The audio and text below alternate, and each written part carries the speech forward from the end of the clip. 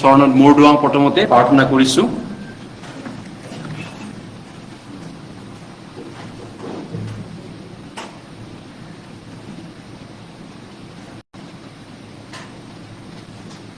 আমাৰ দয়ালু মৰমীয়াল পিতৃ, ধন্যবাদ দিছোঁ আমাক এই সংসাৰব্যাপী ঈশ্বৰ নজনা লোকসকলৰ মাজৰ পৰা তুমি উদ্ধাৰ কৰাৰ কাৰণে, বচোৱাৰ কাৰণে। পূৰ্বে আমিও ঈশ্বৰক নজনাকৈ জন্ম পাইছিলোঁ এই সংসাৰত।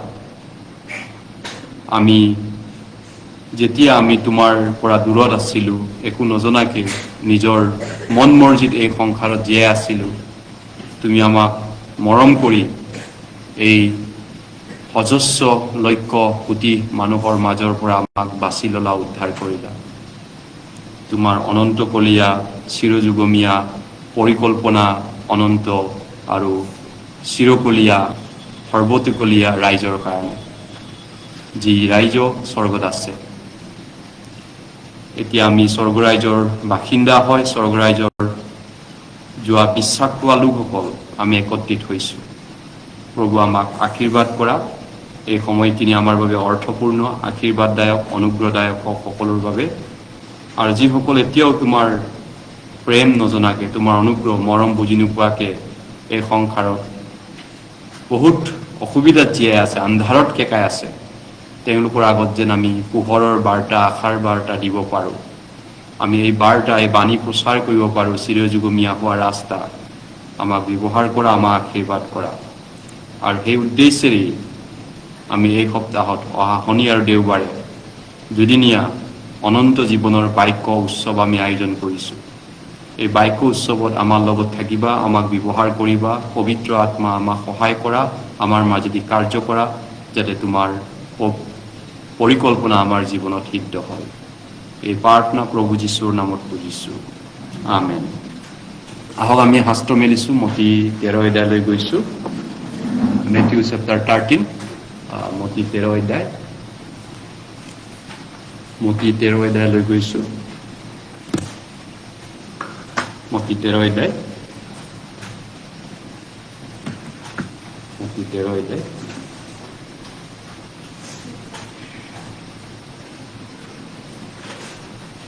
মেথিউ চেপ্টাৰ 13, মতি 13 অধ্যায়।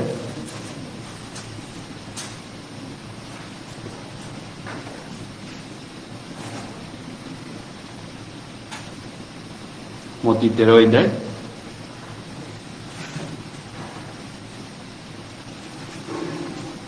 মতি 13 অধ্যায়,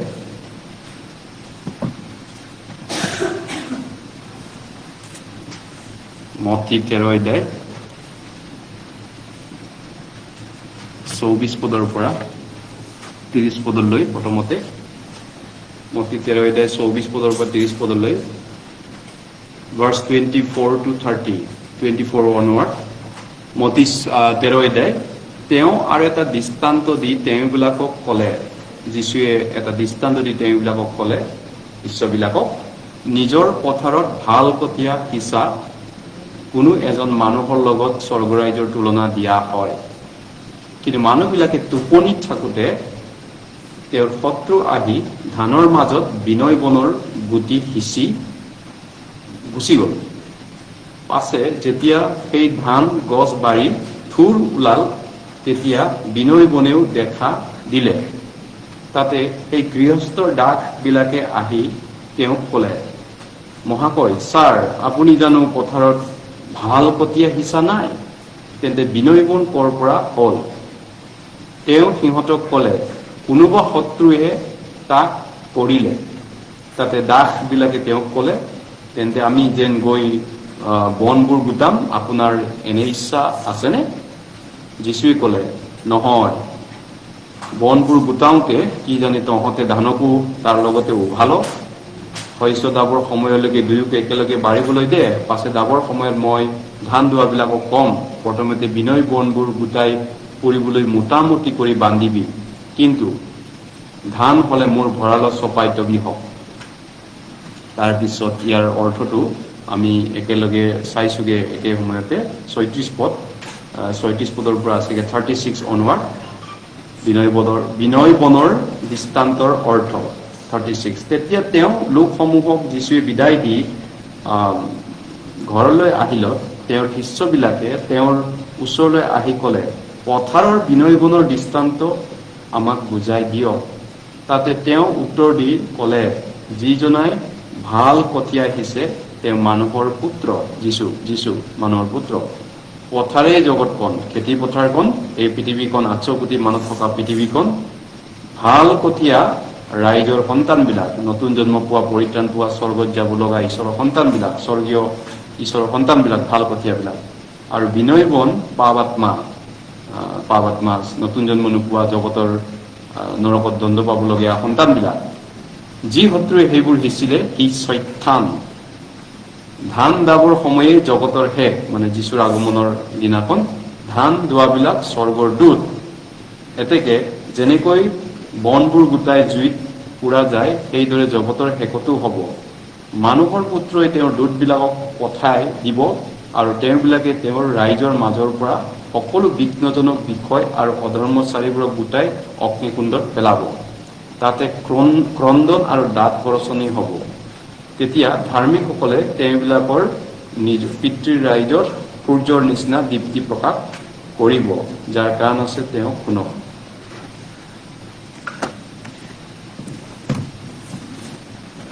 আজি আমি ধান আৰু বিনয় বন এই দৃষ্টান্তৰ বিষয়ে বাইবেলৰ পৰা অৰ্থবিলাক আমি জানিবলৈ শিকো আৰু এইটো আছিলে দৃষ্টান্ত পেৰাবল আপোনালোকে দৃষ্টান্ত বাইবেলত তেনেকুৱা অনেক দৃষ্টান্ত আছে যিশুৱে অনেক দৃষ্টান্তৰ কথা বাইবেলত কৈছে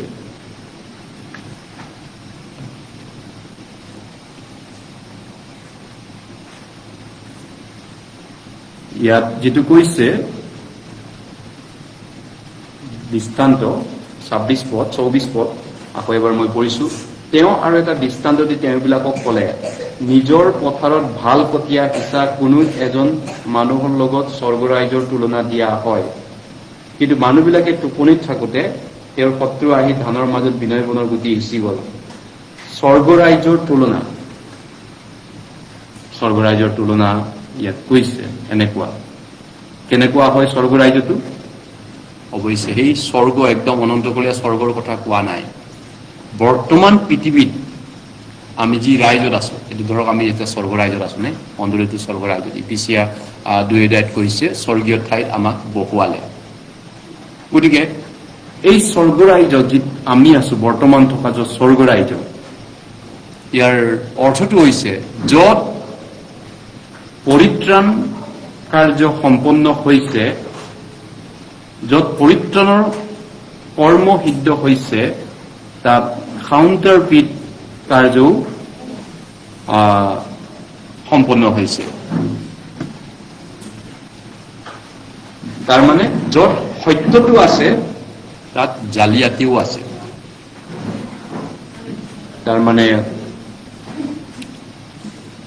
য'ত পৰিত্ৰাণৰ কাৰ্য হয় তাত জালিয়াতি নকলি কি কয় ফ্ৰড নহয় নে অনলাইন ফ্ৰড হওক বা সাইবাৰ ফ্ৰড হওক তেনেকুৱা ধৰণৰ ঘটনাবিলাকো য'ত সঁচা আছে তাত মিছাও আছে ইয়াত এইটো দৃষ্টান্তৰ দ্বাৰা আমি যিশুৱে আমাক দেখুৱাইছে তাৰ মানে এই বাক্যখিনিৰ পৰা আমি কি বুজিব পাৰো যে যেনেকে মাৰ্কেটত পইচা আছে নোট আছে আৰু তাত ঝাল নোটো আছে ইয়াৰ অৰ্থটো হৈছে য'ত পৰিত্ৰাণৰ কাৰ্য আছে তাত পৰিত্ৰাণ নোহোৱা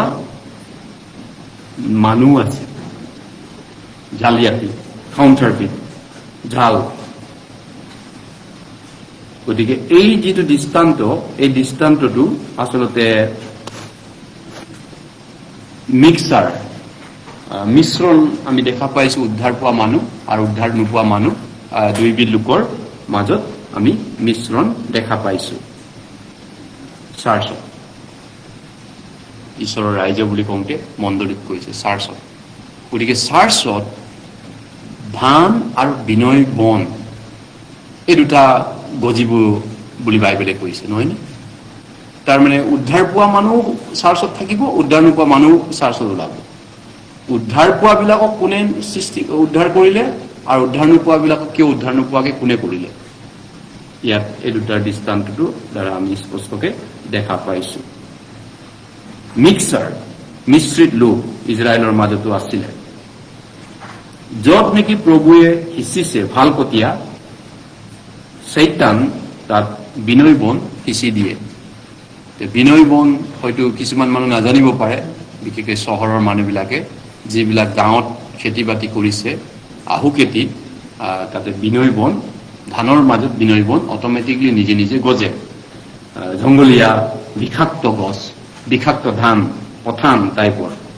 গতিকে ইয়াত যিটো কৈছে গুড চিড, ভাল কঠীয়া, এই ভাল কঠীয়াটো হৈছে ঈশ্বৰৰ পুত্ৰ, মানুহৰ পুত্ৰ, ভাল কঠীয়া জিজাছ ক্ৰাইষ্ট, যীশুখ্ৰীষ্ট।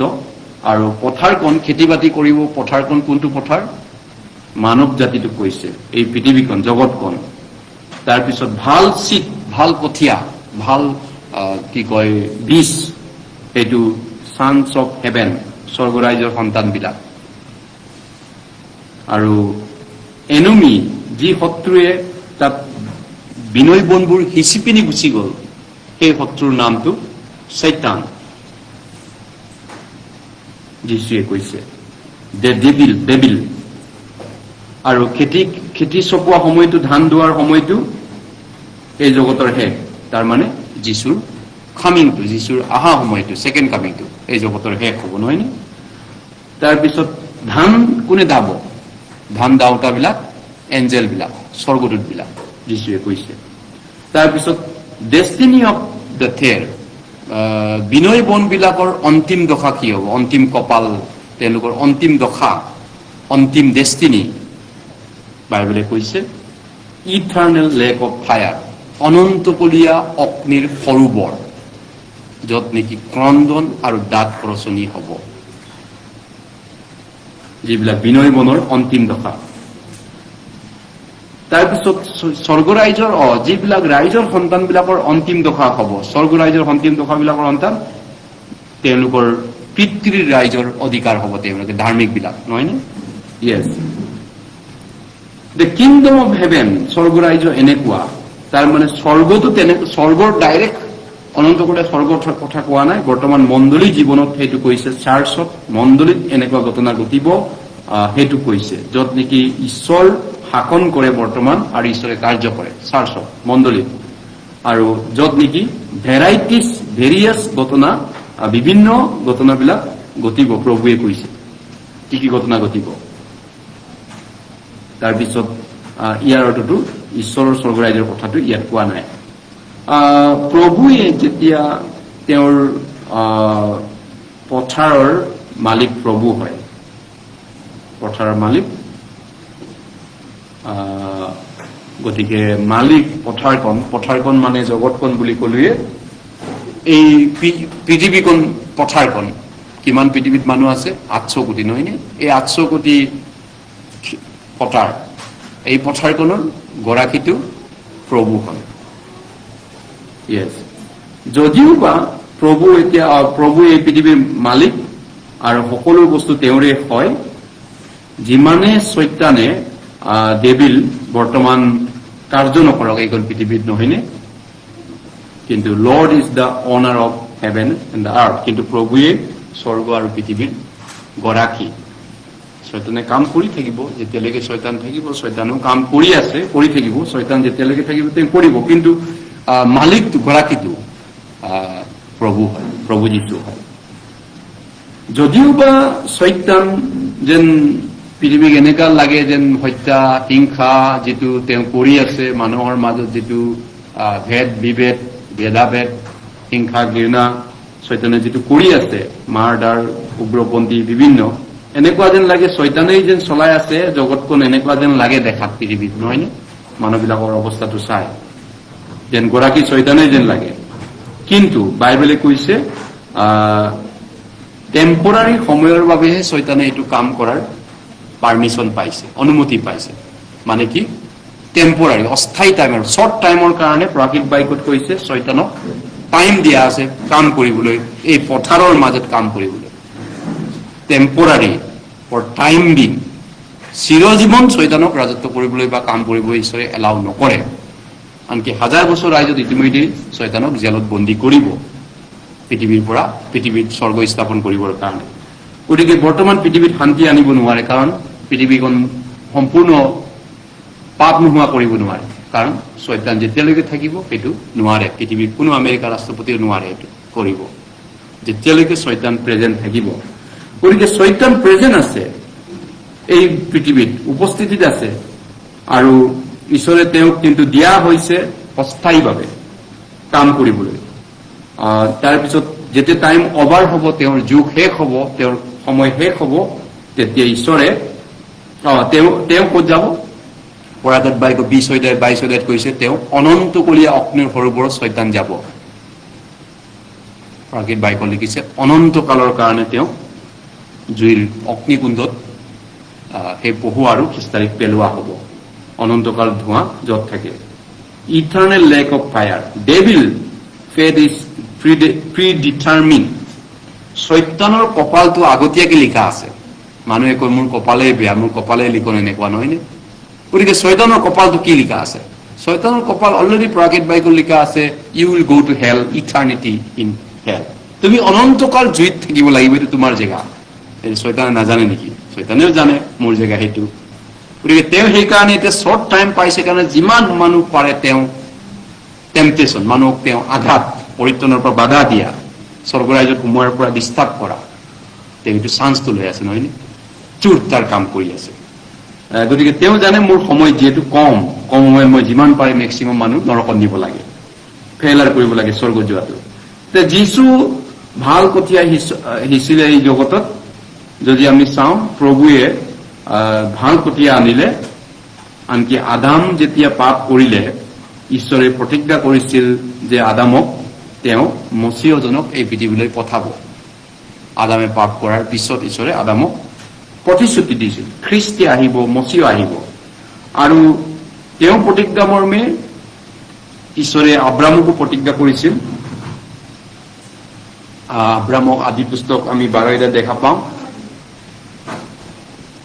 তুমি আৰু তোমাৰ বংশত সমুদায় পৃথিৱীৰ গোষ্ঠীয়ে আশীৰ্বাদ প্ৰাপ্ত হ'ব।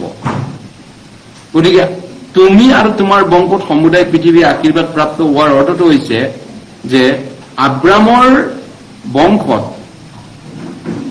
ঈশ্বৰে আশীৰ্বাদ পাব, তাৰমানে মছিহ খ্ৰীষ্ট আহিব, নহয়নে? সেইটো প্ৰতিজ্ঞা কৰিছিল। গতিকে পুৰণা নিয়মৰ সময়ত প্ৰভুৱে তেওঁৰ যিটো ভাল কঠীয়া ইচ্ছা কাম সেইটো কৰি আছিল, সৌবাতৰি প্ৰচাৰ কৰি আছিল। বিশেষভাৱে তেওঁ ইজৰাইলক বাছি লৈছিল। অল্ড টেষ্টামেণ্টত, পুৰণা নিয়মত ঈশ্বৰৰ কাম তেওঁ কৰিছিল। পুৰণা নিয়মতো ইজৰাইলক বাছি লোৱাৰ পিছত তেওঁ গুড চিড, ভাল কঠীয়া ইজৰাইলৰ ওপৰত দিছিল। ইজৰাইলক ঈশ্বৰে গছকাল সৌবাতৰি দিছিল পুৰণা নিয়মত, নহয়নে?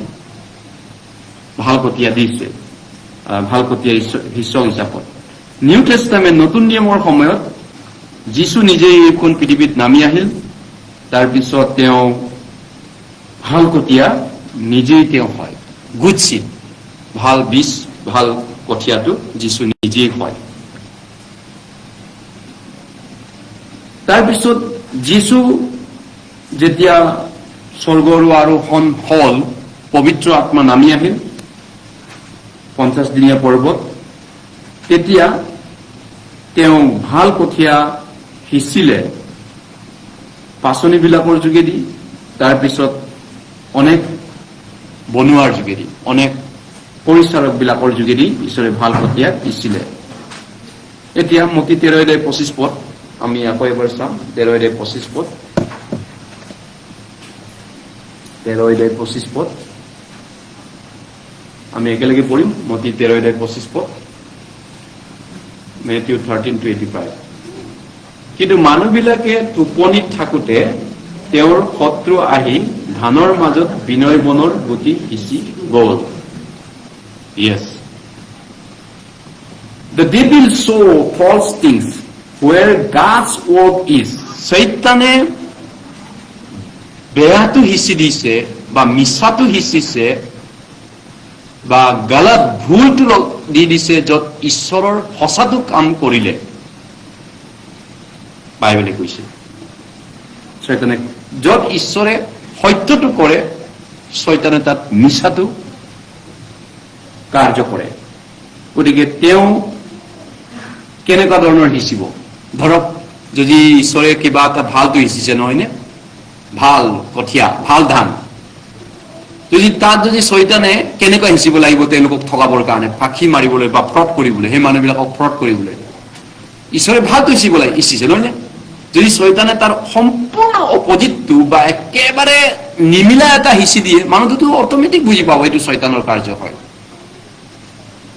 গতিকে শয়তান এনেকুৱা ধানটোৰ লেখিয়াই একজেক্ট বস্তু এটা বনাব লাগিব মই তেনেহ'লে মানুহক ঠগাবলৈ বিনয় মানে ধানৰ লেখিয়াই একজেক্ট ধানটোৱে কয় অকণমান 0.1% ডিফাৰেঞ্চ আছে ধান নহয় কিন্তু ধান লেখিয়াই গুটি লাগে কিন্তু অলপ বেলেগ অলপমান বেলেগ যেনেকৈ আপোনাৰ অৰিজিনেল পইচা 500 টকীয়া নোট আৰু ডুপ্লিকেটৰ মাজত বহুত যদি ফাৰাক থাকে বহুত ডিফাৰেঞ্চ থাকে মাৰ্কেটত চলিবই নোৱাৰিব একোনো সব মানুহ গম পাব এইটো অৰিজিনেল ডুপ্লিকেট 2 নম্বৰী জালিয়াতি কৰা মানুহ ফ্ৰড মানুহবিলাকৰ অৱস্থা কাহিল হ'ব নহয়নে বাংলাদেশ বা বিভিন্ন জেগাৰ পৰা যিবিলাক ফ্ৰড কৰি আছে বা বিভিন্ন পাকিস্তান বা বিভিন্ন জেগাৰ পৰা য'ত জাল নোট প্ৰচাৰ কৰি নেপালৰ পৰা ইয়ালৈ আনে নহয়নে বা ইণ্ডিয়াতো বনায় তেওঁলোকৰ ধান্দা বন্ধ হৈ যাব গতিকে তেওঁলোকৰ ধান্দাটো কি শয়তানে একজেক্টলি অৰিজিনেলৰ লিখে বনাব লাগে যাতে মানুহৰ চকুত ধুলি দিব পৰা যায় একজেক্টলি ধানৰ লেখিয়া বিনয় বনটোত শয়তানে আনিলে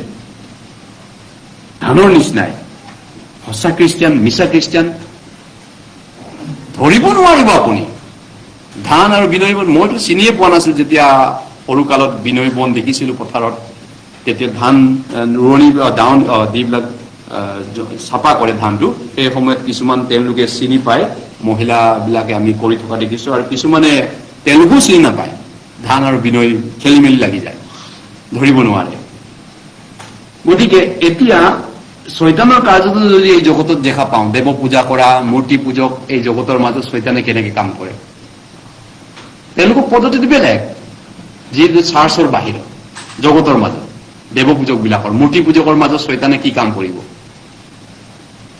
তেওঁ বেলেগ ধৰণে কৰিব লাগিব নহয়নে যদি য'ত নেকি ঈশ্বৰ নাই য'ত ঈশ্বৰৰ উপস্থিতি নাই দেৱ পূজকবিলাকৰ মাজত নহয়নে মূৰ্তি পূজকবিলাকৰ মাজত য'ত ঈশ্বৰ প্ৰেজেণ্ট নাই তেতিয়া শয়তানে কিটো হিচিব সম্পূৰ্ণ বিপৰীতটো হিচি দিব তাক বিনয় বন হিচিব নালাগে তাত নহয়নে য'ত ধান আছে তাতেহে বিনয় বনটো লগা হয় একেই দেখা কিন্তু য'ত ঈশ্বৰ নাই গস্পেল নাই জগতৰ মানুহৰ মাজত শয়তান য'ত আছে তাৰ ঈশ্বৰ নাই সেই জেগাত তেওঁ বেলেগ ধানটোৰ বদলি বিনয় বন হিচিব তেওঁ বেলেগ এটা টোটেলি অপজিট টু ডিফাৰেণ্ট এটা কৰিব কিন্তু য'ত প্ৰভুৱে শাসন কৰিছে য'ত শয়তানে কাম কৰিছে য'ত প্ৰভুৰ বাৰ্তা গস্পেল প্ৰচাৰ কৰা হৈছে তেওঁ একে দেখাত হাইলাখ প্ৰভুৱে যিটো কাম কৰিব সেই ডাপ্লিকেট জনেও সেই একে ধৰণৰ কাম কৰিব চিমিলাৰ প্ৰায় একেই দেখাৰ কাম কৰিব পৰিত্ৰাণ পোৱা আৰু নোপোৱাৰ মাজত ইয়াত বহি থকাবিলাকৰ মাজত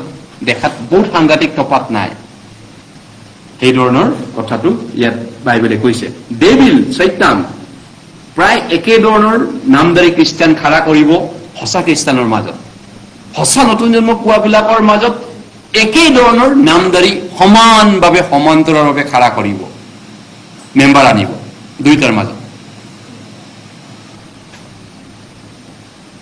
যাতে মানুহে নটিচ কৰিব নোৱাৰে মানুহে চিনি পাব নোৱাৰে দেখাত একেই হ'ব কথা একেই ক'ব উঠাব একেই কৰিব একে ধৰণৰ টেষ্টিমনি দিব গতিকে ধান আৰু বিনয় বন দেখাত একেই হয় ধান আৰু বিনয় গতিকে এই জগতৰ মাজত শয়তানৰ কাৰ্যটো শয়তানৰ ঠগবাজিটো আৰু মণ্ডলী চাৰ্চত ঠগবাজিটো বেলেগ হয় তে বিনয় বন কি হয় কোনে কোনে জানে বিনয় বনৰ অভিজ্ঞতা কাৰ আছে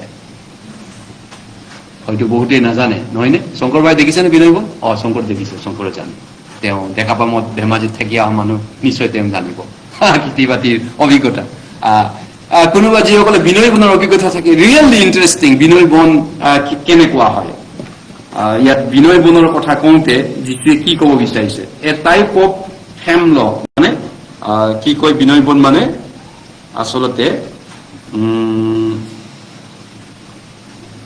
কি কয় বিনয় বন এইটো বিষাক্ত উদ্ভিদ, বিষাক্ত নকল জাল ধান, ধানে হয় কিন্তু বিষাক্ত আৰু জালিয়াতি ধান হয়। যেনেকে চাউল, প্লাষ্টিকৰ চাউল চাইনাই বনাইছে, কণী প্লাষ্টিকৰ কণী বনাইছে, নহৰু প্লাষ্টিকৰ বনাইছে, সেই ধৰণৰ জালিয়াতি হয়। গতিকে যিটো নেকি ধানা পয়জনিয়াছ গ্ৰাছ, বিষাক্ত গছ আৰু গছ সেইধৰণে।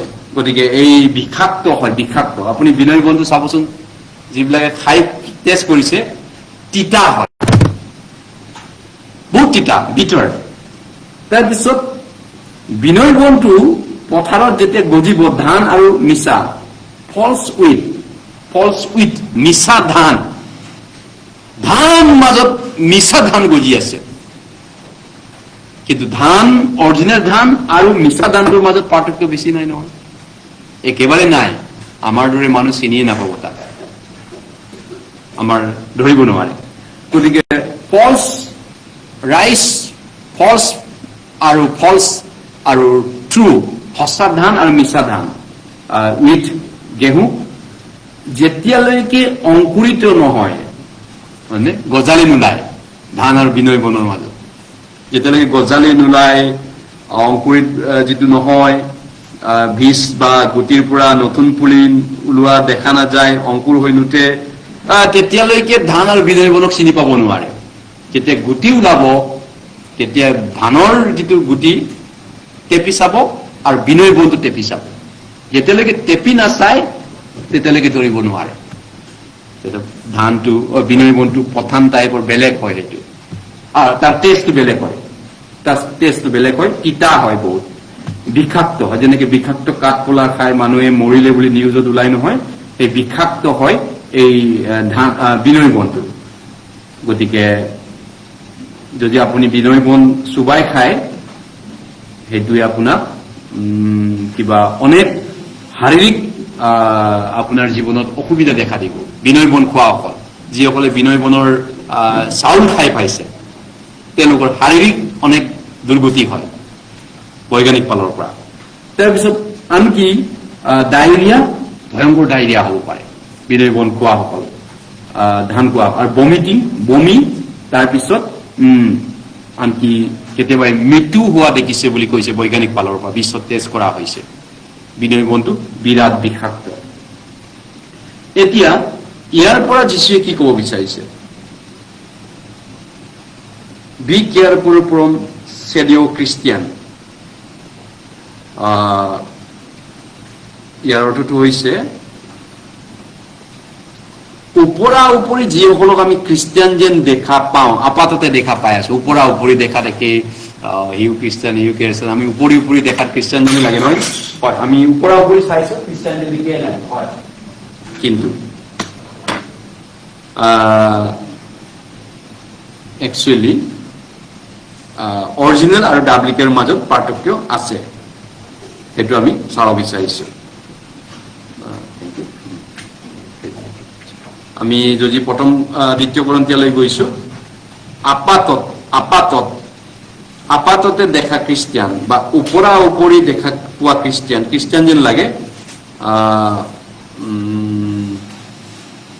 খাদ্য বস্তুৰ ক্ষেত্ৰত যেনেকা বিষাক্ত কাঠফুলা আৰু ভাল কাঠফুলাৰ মাজত বহুত ডিফাৰেন্স নাই, আপাততে দেখাত একেই, মানে ওপৰা উপৰি চালে ভাল কাঠফুলা যেন লাগে। দ্বিতীয় কৰন্থিয়া 11 অধ্যায়।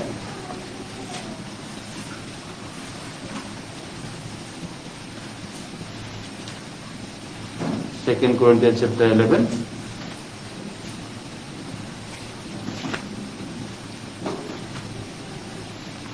তিনি আৰু 4 পদ। Second Corinthians chapter 11, 3 আৰু 4 পদ।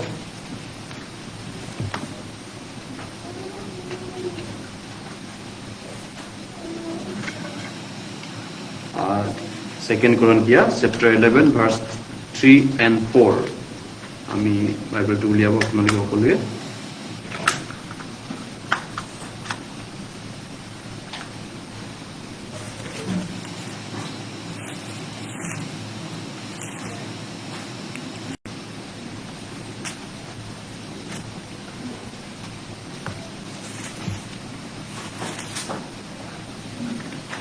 11 অধ্যায় মই পঢ়ি দিছো 3 পদ।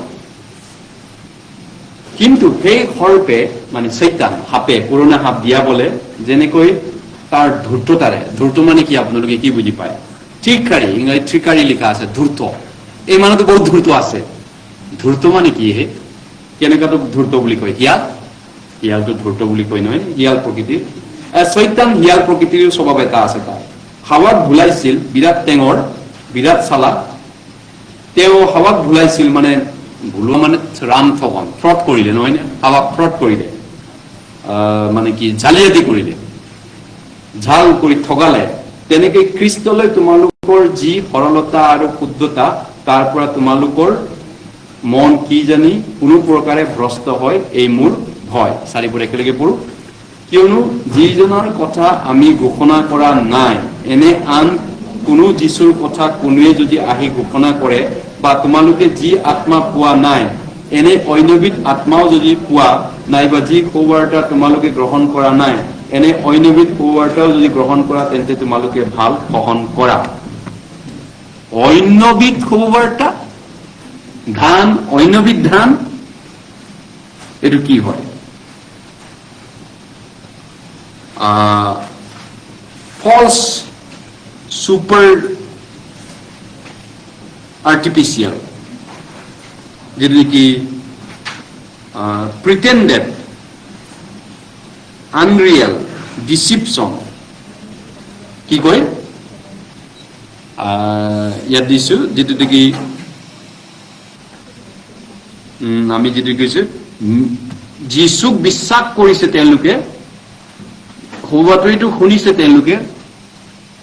তেওঁলোকে আত্মাক বিশ্বাস কৰিছে, কিন্তু তেওঁলোকে আচলটো নহয়, বিনয় বন্ধু তেওঁলোকে হয়, বিনয় বন্ধু তেওঁলোকে বিশ্বাস কৰিছে। এইটো আমি উপৰুৱাভাৱে ধৰিলে আমি তেওঁলোকক খ্ৰীষ্টিয়ান যেনে লাগে, এই বিনয় বন সকলকো খ্ৰীষ্টিয়ান যেনে লাগে, হয়নে? হয়। গতিকে তেওঁলোক কিন্তু আচলটো নহয়। তেওঁলোক কি কয়? তেওঁলোকক ৰাম ঠগন তেওঁলোকে খাইছে শয়তানৰ পৰা। তেওঁলোকে বেয়াকে ঠগ খাইছে। ইয়াৰ অৰ্থটো কি কৈছে? তেওঁলোকে বিশ্বাস কৰিছে বুলি কৈছে, কিন্তু তেওঁলোকৰ বিশ্বাসটো ৰং, ভুল বিশ্বাস। ভুল বিশ্বাস মানে কি? কোনো ব্যক্তি যদি তেনেকুৱা বিশ্বাস কৰে, তেওঁৰ সেই বিশ্বাসটো ধৰক কোনো বিষয় বা ঘটনাৰ ওপৰত ভুল তথ্যৰ ওপৰত ভিত্তি কৰি বিশ্বাস কৰিছে, বিশ্বাস স্থাপন কৰে, তেন্তে তাক ভুল বিশ্বাস বুলি ক'ব পাৰি। ভুল বিশ্বাস মানে ধৰক আপুনি বিশ্বাস কৰে যিছু, আপুনি পবিত্ৰ আত্মা বিশ্বাস কৰে, আপুনি সুবাটো বিশ্বাস কৰে, কিন্তু হোৱাট ইজ ৰং? ক'ত গলতি হৈছে, ক'ত ভুল হৈছে? ভুল তথ্যৰ ওপৰত ভিত্তি কৰি বিশ্বাস স্থাপন কৰে, তাক ৰং ফেইথ, ফলছ ফেইথ বুলি কোৱা হয়। ফলছ, মিছা, অসত্য। যদি কোনোবাই এনে এটা ভুল খবৰৰ ওপৰত বিশ্বাস কৰে, ভুল বাৰ্তাৰ ওপৰত বিশ্বাস কৰে, উৰা বাতৰি টাইপৰ, তেনেকুৱা ধৰণৰ, তেওঁলোকে বাইবেলটো বিশ্বাস কৰিছে বুলি কয়, গস্পেল বিশ্বাস কৰিছে বুলি কয়, যীচুক বিশ্বাস কৰিছে বুলি কয়, পবিত্ৰ আত্মা বিশ্বাস কৰিছে বুলি কয়, উৰা বাতৰি টাইপৰ তেওঁলোকৰ বিশ্বাসটো হৈ আছে, হয়নে? সেইটো ভুল বিশ্বাস, ৰং গস্পেল, মিছা বিশ্বাস, সেইটো কোৱা হৈছে। তাৰমানে যিটো নেকি believe or trust that is not based on truth or reality. তেওঁলোকে বিশ্বাস কৰিছে যীচুক, তেওঁলোকে প্ৰভুৱত বিশ্বাস কৰিছে, কিন্তু ৰিয়েলিটিৰ ওপৰত বা সত্যতাৰ ওপৰত তেওঁলোকৰ বিশ্বাসটো আধাৰিত নহয় বা ভিত্তিত হোৱা নাই। সেইকাৰণে তেওঁলোকে বিনয়ব। কিন্তু বিনয়বটো ধানৰ পৰা সাংঘাতিক 100% বেলেগ নহয়, ধানেই হয়, সি একবিধ ধানেই হয়।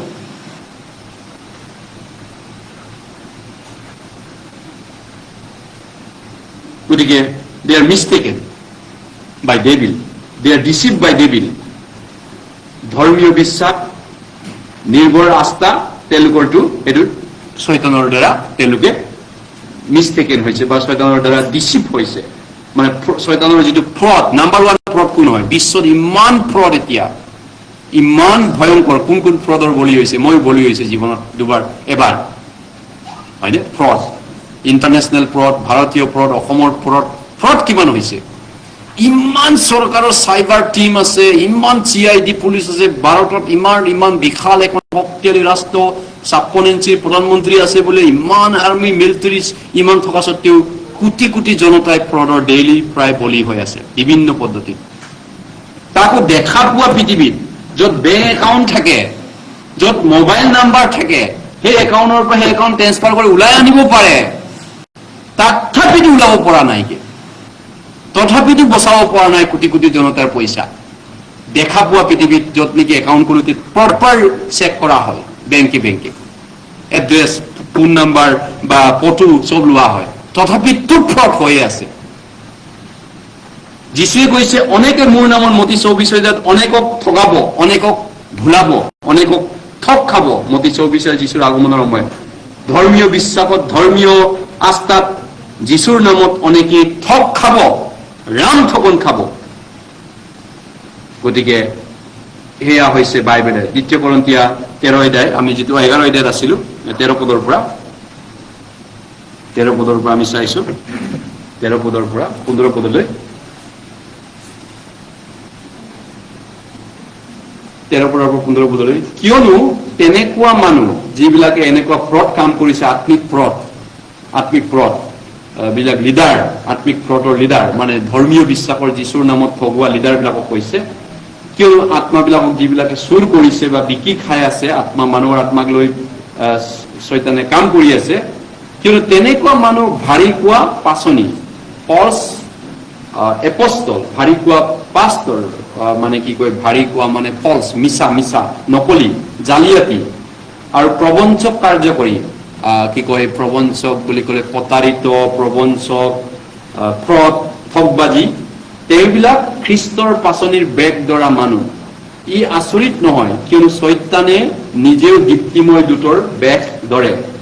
এতেকে তাৰ পৰিচাৰকবিলাক, শয়তানৰ পৰিচাৰকবিলাক, শয়তানৰ পাচনিবিলাক, শয়তানৰ পাষ্টৰবিলাক, শয়তানৰ ইভাঞ্জেলিষ্টবিলাক, শয়তানৰ এইবিলাক যিবিলাক ফাদাৰবিলাক, শয়তানৰ ফাদৰী, ৰেভাৰেণ্ড, PhD ডক্টৰেটবিলাক, থিঅলজিয়ানবিলাক, শয়তানৰ পৰিচাৰকবিলাক, ধৰ্ম পৰিচাৰকবিলাকৰ ভেগ ধৰা। ই বৰ মহৎ বিষয় নহয়, কিন্তু নিজৰ কৰ্মৰ দৰে সিহঁতৰ শেষ হ'ব।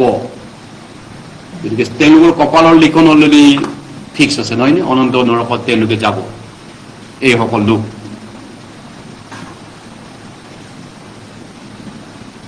ফ্ৰড, আত্মিক ফ্ৰড। গতিকে আমি যিটো দেখিছো বিশ্বাস কিন্তু ৰং ফেক, এই গতিটো কি হ'ব তেওঁলোকৰ? মিছা বিশ্বাস, ভুল বিশ্বাস।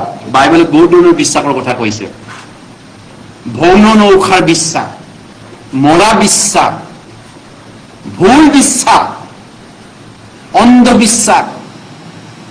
যিচুক বিশ্বাস কৰিছে কিন্তু ভুলকে বিশ্বাস কৰিছে, পবিত্ৰ আত্মাক বিশ্বাস কৰিছে কিন্তু ভুলকে বিশ্বাস কৰিছে, সৌবাতৰি বিশ্বাস কৰিছে কিন্তু ৰং জালিয়াতিটো বিশ্বাস কৰিছে।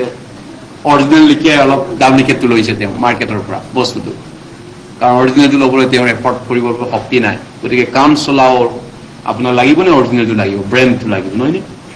মাৰ্কেটে কয় ফেঞ্চি বজাৰত আপোনাক কোনটো লাগে, ব্ৰেণ্ডটো হ'লে আপুনি অলপ বেছি দিব লাগিব। মেক্সিমাম মানুহ সেইটোৱেই কৰে।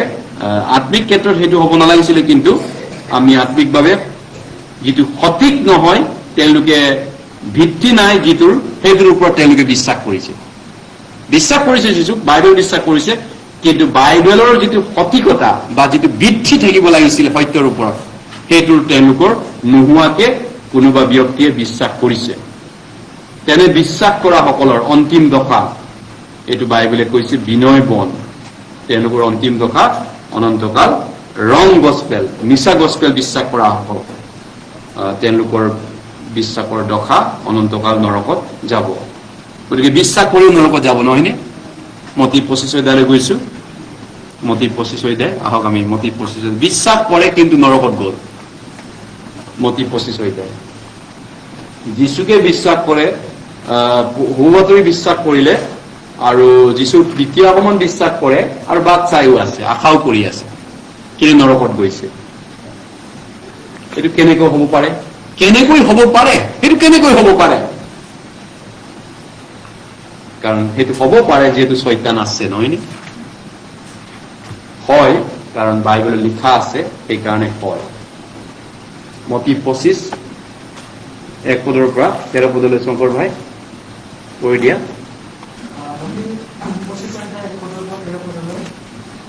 তেতিয়া চাকি লৈ দৰা আগবঢ়াবলৈ ওলাই যোৱা 10জনী কন্যাৰ লগত স্বৰ্গৰাজ্যত তুলনা দিয়া হ'ব তেওঁ লোকৰ মাজত 5জনী নিবুদ্ধি আৰু 5জনী কুবুদ্ধি আছিল নিবুদ্ধি কেইজনীয়ে নিজৰ নিজৰ চাকি লগত তেল নললে কিন্তু কুবুদ্ধি কেইজনীয়ে তেওঁলোকৰ চাকিৰ লগত নিজৰ নিজৰ পাত্ৰত তেলো ললে আৰু দৰাই পৰম্পৰাত সকলোৱে কলমতীয়া টোপনি গ'ল কিন্তু মাছ নিশা ৰাতি চোৱা কোৱা দৰা তেওঁক আগবঢ়াবলৈ ওলোৱা হওক এই বুলি নোহোৱা হ'ল তেতিয়া সেই আটাইকেইজনীয়ে কইনা উঠি তেওঁলোকক চাকি বহালে এনেকে নিৰ্বুদ্ধি কেইজনীয়ে কুবুদ্ধি কেইজনী কৰে তোমালোকৰ তেলৰ পৰা অলপমান আমাক দিয়া কিয়নো আমাৰ চাকি নোমাও হৈছে কিন্তু কুবুদ্ধি কেইজনীয়ে উত্তৰ দি ক'লে কিজানি তোমালোক আৰু আমালৈ নুজুৰিব তাতকৈ বেচুকাবিলাকৰ তালৈ গৈ তোমালোকৰ নিমিত্তে কিনাগৈ কিন্তু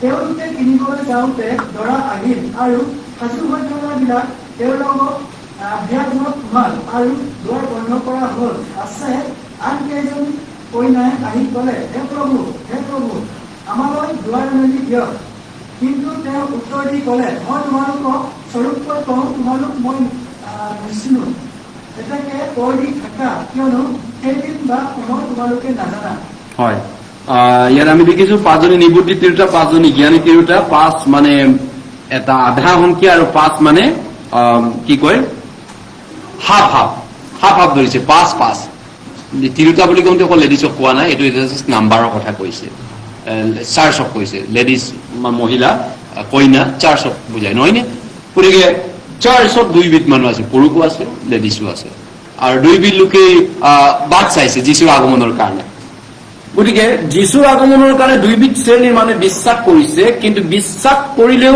5জনী তিৰোতাৰ বিশ্বাসটো ভুল আছিল 5জনী নিবুদ্ধি তিৰোতা মানে 5 কিছুমান খ্ৰীষ্টিয়ান কিছুমান চাৰ্চ মেম্বাৰৰ বিশ্বাসটো ৰং বিশ্বাস আছে ভুল বিশ্বাস আছে যদিও বিশ্বাস কৰিছে যীশুক তেওঁলোকে যদিও পবিত্ৰ আত্মাক বিশ্বাস কৰিছে তেওঁলোকেও স্বৰ্গত যাম বুলি যীশুৰ দ্বাৰা আশা কৰিছে কিন্তু তেওঁলোকৰ বিশ্বাস আশা সত্যৰ ওপৰত ৰিয়েলিটিৰ ওপৰত আধাৰিত নহয় ভিত্তি কৰি হোৱা নাই দ্যাটছ দ্য প্ৰব্লেম সেইটোৱে প্ৰব্লেম হৈছে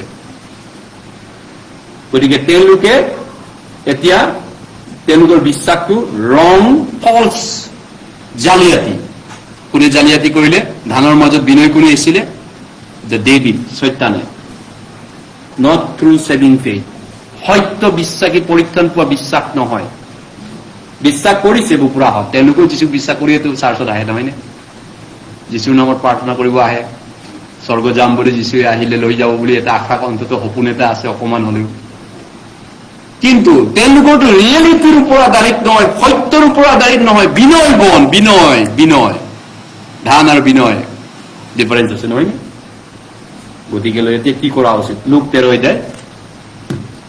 অধ্যায়লৈ আমি গৈছো লোক 13 অধ্যায় সময় থাকোঁতে আমি মন পালন কৰি ঈশ্বৰৰ সত্যতালৈ উভতি চোৱাটো এবাৰ উচিত আছিল নহয়নে হয় সময় থাকোঁতে এবাৰ হলেও উভতি চোৱাটো দৰকাৰ আছিল নিজৰ জীৱনটো গৈ আছো আৰু শ্মশানত গৈ পোৱালৈকে আমি উভতি নাচাম মন পালন নকৰিম আৰু শ্মশানৰ গাঁতত আমি বেলেগক পুতিছো গাঁত কানিছো ফূৰ্তি কৰিছো মদ ভাং খাইছো তাতে আৰু সেই মানুহবিলাকে ভবা নাই যে ময়ো এই গাঁতত এদিন সোমাব লাগিব হয়নে ময়ো এই গাঁতত কালি বা পৰহি বা অহা বছৰ কেইদিনমানৰ পিছত মোকো মানুহে পুতিব এই গাঁততে তেওঁলোকে ভাবি নাচায় মানুহবিলাক কিমান বুৰ্বক নহয়নে বেলেগক পুতি আছে বেলেগক গাড়ী আছে জ্বলাই আছে কিন্তু এই দশা মোৰোতো হ'ব কেইদিনমানৰ পিছত এবাৰো নিজক ভাবি নোচোৱাবিলাক বুৰ্বক নহয় কি মানুহ তেওঁলোকতকৈ বুৰ্বক কোন আছে পৃথিৱীত বেলেগক পুতিছে জ্বলাইছে ভূতনাথত চন্দালবিলাকে মদ খাই থাকে পুৰা মদ খায় বেলেগৰ ডেড বডি জ্বলাই মাৰোৱাৰীবিলাক পইচা দি দিয়ে হয়নে বা বেলেগেও দিয়ে কিন্তু তেওঁলোকে নাজানে মোকো এই চিতাত জ্বলাব তেওঁলোকে কিমান বুৰ্বক নহয়নে মোৰো আজি আছে কালি নাই লোক 13 অধ্যায় 22 পদৰ পৰা শংকৰ ভাই কৈ দিয়া 28 পদলৈ লোক 13 অধ্যায়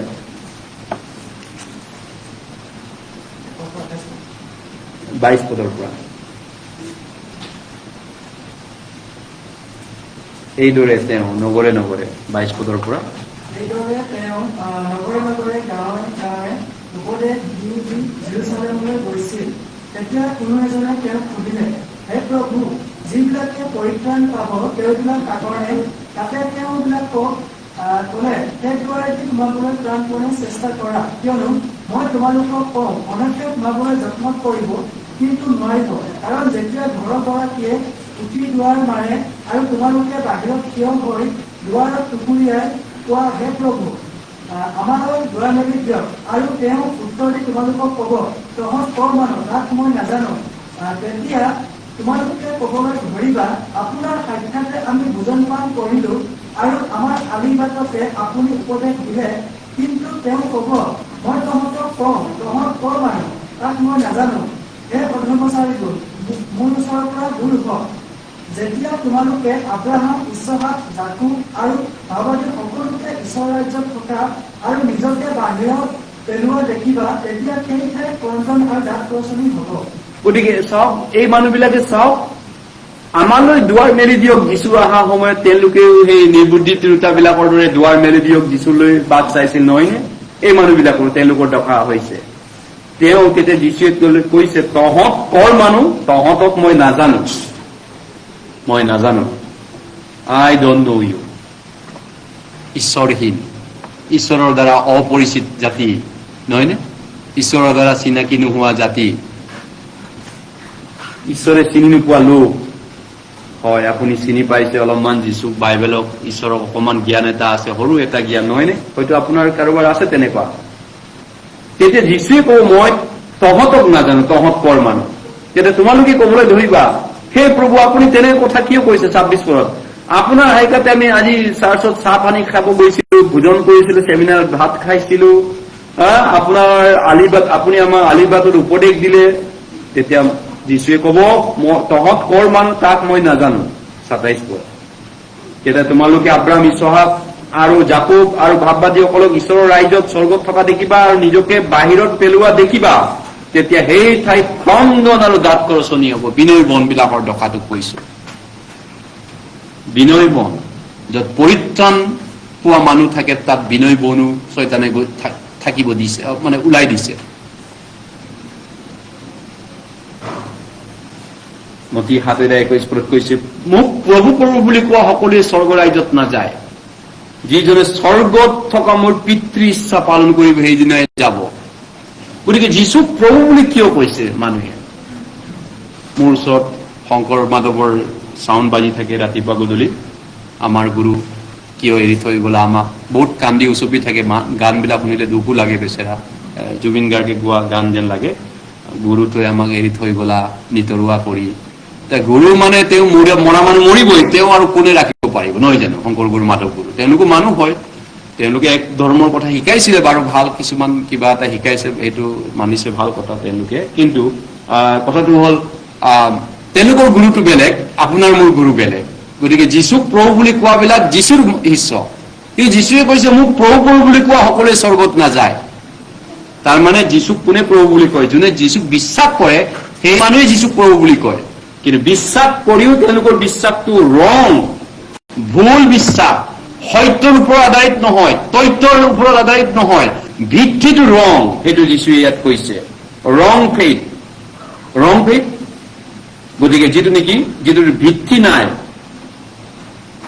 আমি আন ধৰ্মত কুসংস্কাৰ টাইপৰ বিশ্বাস, হয়নে? ছুপাৰ স্পিৰিচুৱেল বা আপাততে দেখাত তেওঁলোকো বিশ্বাস কৰা যেন লাগে যীশু। আপাততে ওপৰে ওপৰে চালে তেওঁকো যেন খ্ৰীষ্টান যেন লাগে, কাৰণ চাৰ্চত আহে ন তেওঁ। মাজে সময়তো আহে, অন্তত আপুনি ময়ো আহো। কিন্তু আপাততে ওপৰৰ পৰা দেখাত তেওঁলোকো বিশ্বাস কৰা যেন লাগে, ধান আৰু বিনয় বনৰ দৰে। যীশুৱে কৈছে সেইটো ৰং, প্ৰব্লেমটো তাতে আছে। গতিকে চৈতান বহুত চালো, য'ত পৰিত্ৰাণ আছে তাত যদি শিৱ বা ৰাম এটা আনি দিওঁ, মানুহে সহজতে চিনি পাব। য'ত পৰিত্ৰাণ আছে, য'ত ধান আছে, তাত ধানটো লেখিয়াই বিনয় বন গজাই দিব লাগে। ধানৰ মাজত যদি কাঠফুলা এটা, জংঘলীয়া কাঠফুলা গজাই দিওঁ, মানুহেতো চিনিয়ে পাব, এই জংঘলীয়া এইটো কাঠফুলা, ফেলা। কিন্তু ধানৰ মাজত বিনয় বনটো মানুহে চিনি নাপাব নহয়। চৈতান তেনেধৰণে ধৰ্মীয় বিশ্বাসৰ ক্ষেত্ৰত মোৰ নামত অনেকক ঠগাব যীশুৱে কৈছে। গতিকে আপুনি দেখিছেনে নকলি দাঁত? কেতিয়াবা দেখিছেনে নকলি দাঁত? যিটো নেকি বিভিন্ন নকলি চুলি, নকলি দাড়ি মানুহে লগায়, হয়নে? তেনেকুৱা নকলি খ্ৰীষ্টিয়ান, নকলি বিশ্বাস, নকলি আশা, যীশুৰ আগমনলৈ নকলি ভাৱে বাট চোৱাসকল। ৰাইট, সঠিক নহয়। গতিকে প্ৰথম তিমথিয়ত পৌলে কৈছে চিপৰেক ফেইথ, নাওটো পুতি গ'ল বুলি কৈছে। আপোনালোকে যেতিয়া নাও পুতা দেখিব ব্ৰহ্মপুত্ৰ নদীত বা নদীত, নাও মই আগত দেখিছিলো, কিছুমান নাও যেতিয়া পুতি ওলাই তেতিয়া নাওখন লাহেকে তললৈ পানী সোমাই পানীৰ তলত গুচি যায়। সেইটকা কাৰোবাৰ, তেনেকুৱা বিশ্বাস কাৰোবাৰ আছে। চিপৰেক ফেইথ, ভগ্ন নৌকাৰ বিশ্বাস বুলি অসমীয়া অনুবাদ কৰিছে। জাহাজ যদি পুতা ওলাই সাগৰত কি টকা হ'ব, সেই টকা বিশ্বাস তেওঁলোকৰ। ডেড ফেইথ বুলি কৈছে জাকুবে, মৃত বিশ্বাস। তেওঁলোকো বিশ্বাস কৰে কিন্তু মৰা বিশ্বাস। বিশ্বাস আছে কিন্তু ভেৰাইটিজ বিশ্বাস আছে, নহয় নে? বিশ্বাস আছে, আপুনি মাৰ্কেটত কি লাগে, ঢেৰ এচি আছে, ভেৰাইটিজ এচি আছে, ভেৰাইটিজ মোবাইল আছে। বিশ্বাসো বহুত খ্ৰীষ্টিয়ানৰ মাজত বহুত ধৰণৰ বিশ্বাস আছে, বেলেগ বেলেগ বিশ্বাস আছে। ভূত প্ৰেত লেখীয়া কিছুমানৰ ডেঞ্জাৰ বিশ্বাসো আছে। কিন্তু মতি 7 13 পৰা যীশুৱে কৈছে ঠেক দুৱাৰেদি সোমোৱা, কিয়নো যি বাটে আৰু যি দুৱাৰে স্বৰ্গলৈ নিয়ে সেই দুৱাৰ ঠেক, বাটো চেপ আৰু তাক পোৱা লোকো তাকৰ। ঠেক দুৱাৰ এখনেই আছে কিন্তু, আৰু সেইখন দুৱাৰত যদি মই সোমাইছো, আপুনি সেইখন দুৱাৰ নোসোমাকে যাব নোৱাৰে। সেইখন দুৱাৰ আপুনি সোমাবই লাগিব, বেলেগ এখন দুৱাৰ নাই স্বৰ্গ যোৱা ৰাস্তা। মাজৰ এখন ৰাস্তা আছে নেকি, মই মাজৰ এটা ৰাস্তা পেলাম। ঈশ্বৰৰ ৰাস্তাও নালাগে মোক, শয়তানৰ ৰাস্তাও নালাগে, মই মাজৰ ৰাস্তা বিচাৰিম। No, there is no middle way. Eden বাৰীৰ পৰা ভাল বেয়া জ্ঞান দুটা ফল আৰু জীৱন বৃক্ষৰ ফল, দুজোপাই গছ আছে, মাজৰ নাই, মাজৰ জেগা নাই। মাজত আছে বুলি কোনোবা কৰিব পাৰে? নো, কেনেকে মাজত? আপুনি চইচ কৰিব কেনেকে? মই মাজত আছো, কাকো চইচ নকৰো। No, that is also' one choice. মাজৰটো বাছি লোৱাটো আপুনি সত্যটো মানি নোলোৱাকে বুজায়, ঈশ্বৰৰ সত্যটোক আপুনি মানা নাই, সেইটোকে বুজাইছে। গতিকে শয়তান গোটেই জগতক ঠগালে, অবিশ্বাসী জগতকটো ঠগাইছেই, গোটেই জগতক অবিশ্বাসী সমাজখনক শয়তানে ঠগালেই। বাহিৰত ফ্ৰড কৰিলে, তেওঁলোকক বেলেগ ধৰণে ফ্ৰড কৰিছে, নহয়? ঠগবাজ, ফাঁকিবাজ। 2 Korinthia, বিশ্বাস নকৰা বিলাকৰ জ্ঞান চকু কেনেকে ঠগালে। 2 Korinthia 4 অধ্যায়। বিশ্বাস নকৰা মানে ঈশ্বৰ নথকা এই বাহিৰত, মণ্ডলীৰ বাহিৰটোক শয়তানে কেনেকে ঠগাইছে। 2 Korinthia 4 অধ্যায়। তেওঁলোকক অৱশ্যে বিনয় বনেৰে ঠগোৱা নাই, তেওঁলোকক ঠগোৱাটো বেলেগ হয়। বিনয় বন হলে তেওঁলোকক ঠগাব নোৱাৰে। শয়তানেও জানে এই জগতৰ চাৰ্চৰ বাহিৰৰ মানুহক ঠগাবলৈ সম্পূৰ্ণ বেলেগ পন্থা ল'ব লাগিব, নহয়?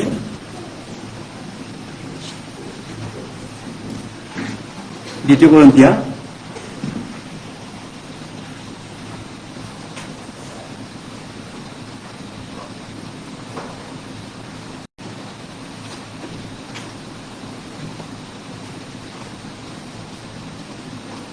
4 অধ্যায় 5 পদ,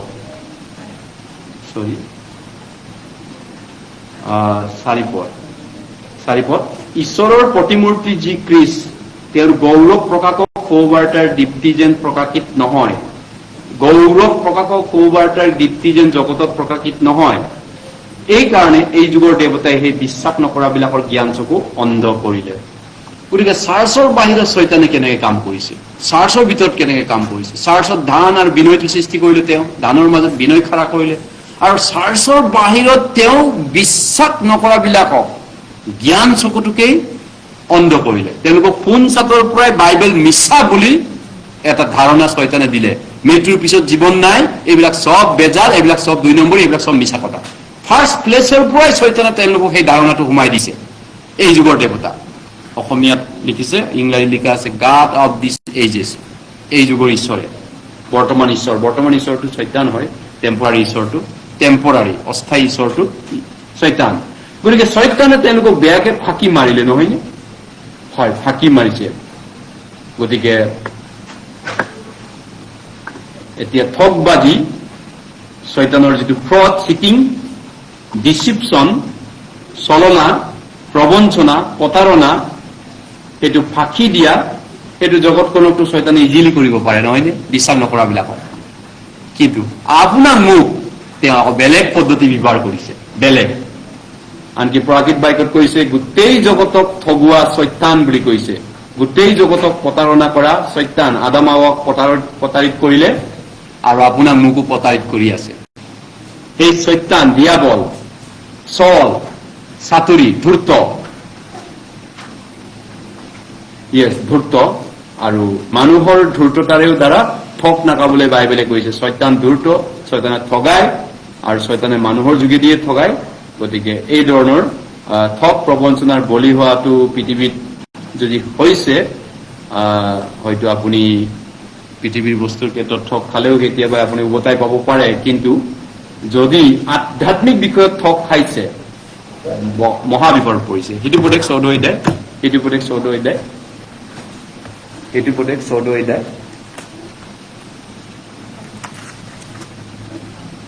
Proverbs 14:12, 14 অধ্যায়। কিমান বুৰ্বক হ'বনে? যি মানুহ গোটেই জীৱন বুৰ্বক হৈ মৰিব, নৰকত যাব তাৰ পিছত। উল্লু বনাই শয়তানে, নহয় জানো? গতিকে আপুনি শয়তানৰ দ্বাৰা প্ৰতাৰিত হৈ আছে। যদি হৈ আছে তেতিয়াহ'লে আপোনাক শয়তানে উল্লু বনালে, চিৰজীৱন উল্লু বনালে। এই পৃথিৱীত 87 বছৰ লছৰ কথা নহয়, চিৰজীৱন অনন্তকাল নৰকত লছ। আৰু সেইটো হৈছে শয়তানৰ ষ্ট্ৰেটেজিটো, প্লেনিংটো, আঁচনিটো বাইবেলৰ মতে, যাতে মানুহ ঠেক দুৱাৰত নোসোমায়, স্বৰ্গত যাতে মানুহ নাযায়। সেইটোৱে হৈছে তেওঁৰ পৰিকল্পনা। 14 পদ, 12 পদ, 14 অধ্যায় 12 পদ, সেইটো পদে 14 অধ্যায় 12 পদ। কোনো পথ মানুহৰ দৃষ্টিত সৰল বোধ হয়, কিন্তু শেষত সেয়ে মৃত্যুৰ পথ। সৰল বোধ, চিম্পুল, সহজ ৰাস্তা, যে একো নাই, মই ঠিক আছে, ৰাস্তাতে আছো, মোৰ বিশ্বাস ঠিকে আছে, মোৰ লাইফটো ঠিকে আছে, মই ঠিকে আছে যেন লাগে। মই আৰু কিনো আৰু বাইবেল শুনিম, চেমিনাৰ কিয় শুনি চাম, বা মোৰ জীৱনটো কিয় মই চেক কৰি চাব লাগে, মোৰ বিশ্বাসটো কিয় মই পৰীক্ষা কৰি চাব লাগে। কিন্তু সেই সৰল চিন্তাটো বা সহজ বুলি ভবাটো মৃত্যুৰ পথ বুলি বাইবেলে কৈছে। কাৰণ শয়তান বহুত চালু, বহুত টেঙৰ, বহুত ধূৰ্ত, বহুত ডেঞ্জাৰ শয়তানটো, নহয় নে? গতিকে 2 Corinthians 13 অধ্যায় 5 পদত বাইবেলে কৈছে, তোমালোকে নিজৰ বিশ্বাসটোক পৰীক্ষা কৰি চোৱা, নিজৰ পৰিত্ৰাণটোক পৰীক্ষা কৰি চোৱা, প্ৰমাণ কৰি চোৱা। বাইবেলৰ মতে তোমাৰ বিশ্বাসটো পবিত্ৰ আত্মাই স্বীকাৰ কৰিছে নে কৰা নাই, তোমাক ঈশ্বৰে আজি গ্ৰহণ কৰা বিশ্বাস তোমাৰ আজি আছে নে নাই, আজি নিজক টেষ্ট কৰা, চেক কৰা, পৰীক্ষা কৰা। নহলে তোমালোক ডিছকুৱালিফাই হবা যিছু অহা দিনাখন, ভৱিষ্যতে আহি থকা দিনত অযোগ্য হবা স্বৰ্গ ৰাজ্যৰ বাবে। কিমান বুৰ্বক হ'ব, নহয় নে? তেওঁ মানুহজন গোটেই চাৰ্চত আহি আহি তেওঁ বুৰ্বক হৈ মৰি গ'ল আৰু নৰকত গুচি গ'ল। তেওঁৰ দৰে বুৰ্বক মানুহ পৃথিৱীত আছে। লোক 12 এজন মানুহ কৈছিলে, ধনী মানুহ, কিন্তু বুৰ্বক ধনী মানুহ, বিৰাট বুৰ্বক। তেওঁ ভঁৰাল ভাঙি নতুন নতুন ভঁৰাল সাজিলে, থবলৈ জেগা নাই।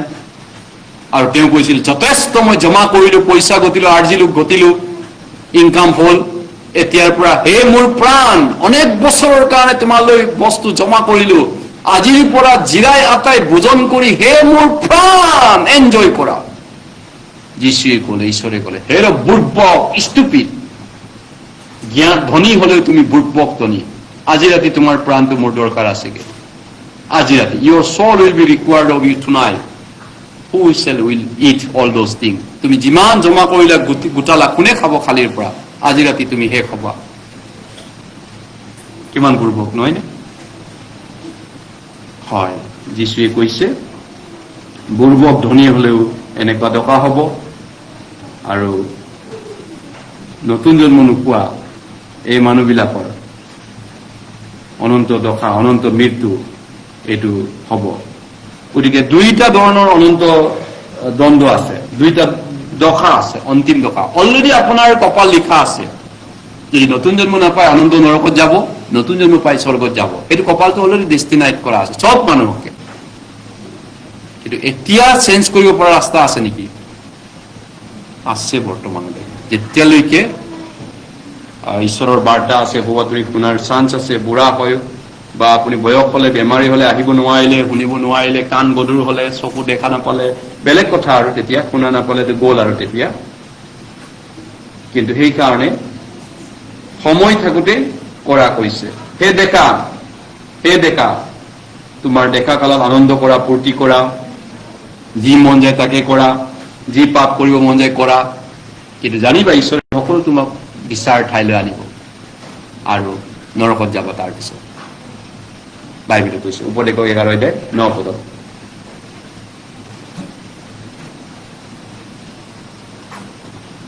চিটিং, কাৰোবাৰ পৰা চিটিং হৈ পাইছেনে লাইফত? কিন্তু নাম্বাৰ 1 চিটাৰ কোন হয়? গোটেই জগতক চিটিং কৰাজন কোন হয়? ফ্ৰড কৰাজন কোন হয়? পইচা ফ্ৰড কৰে 2 নম্বৰী ফ্ৰড, অনলাইন ফ্ৰডাৰ বিলাকে।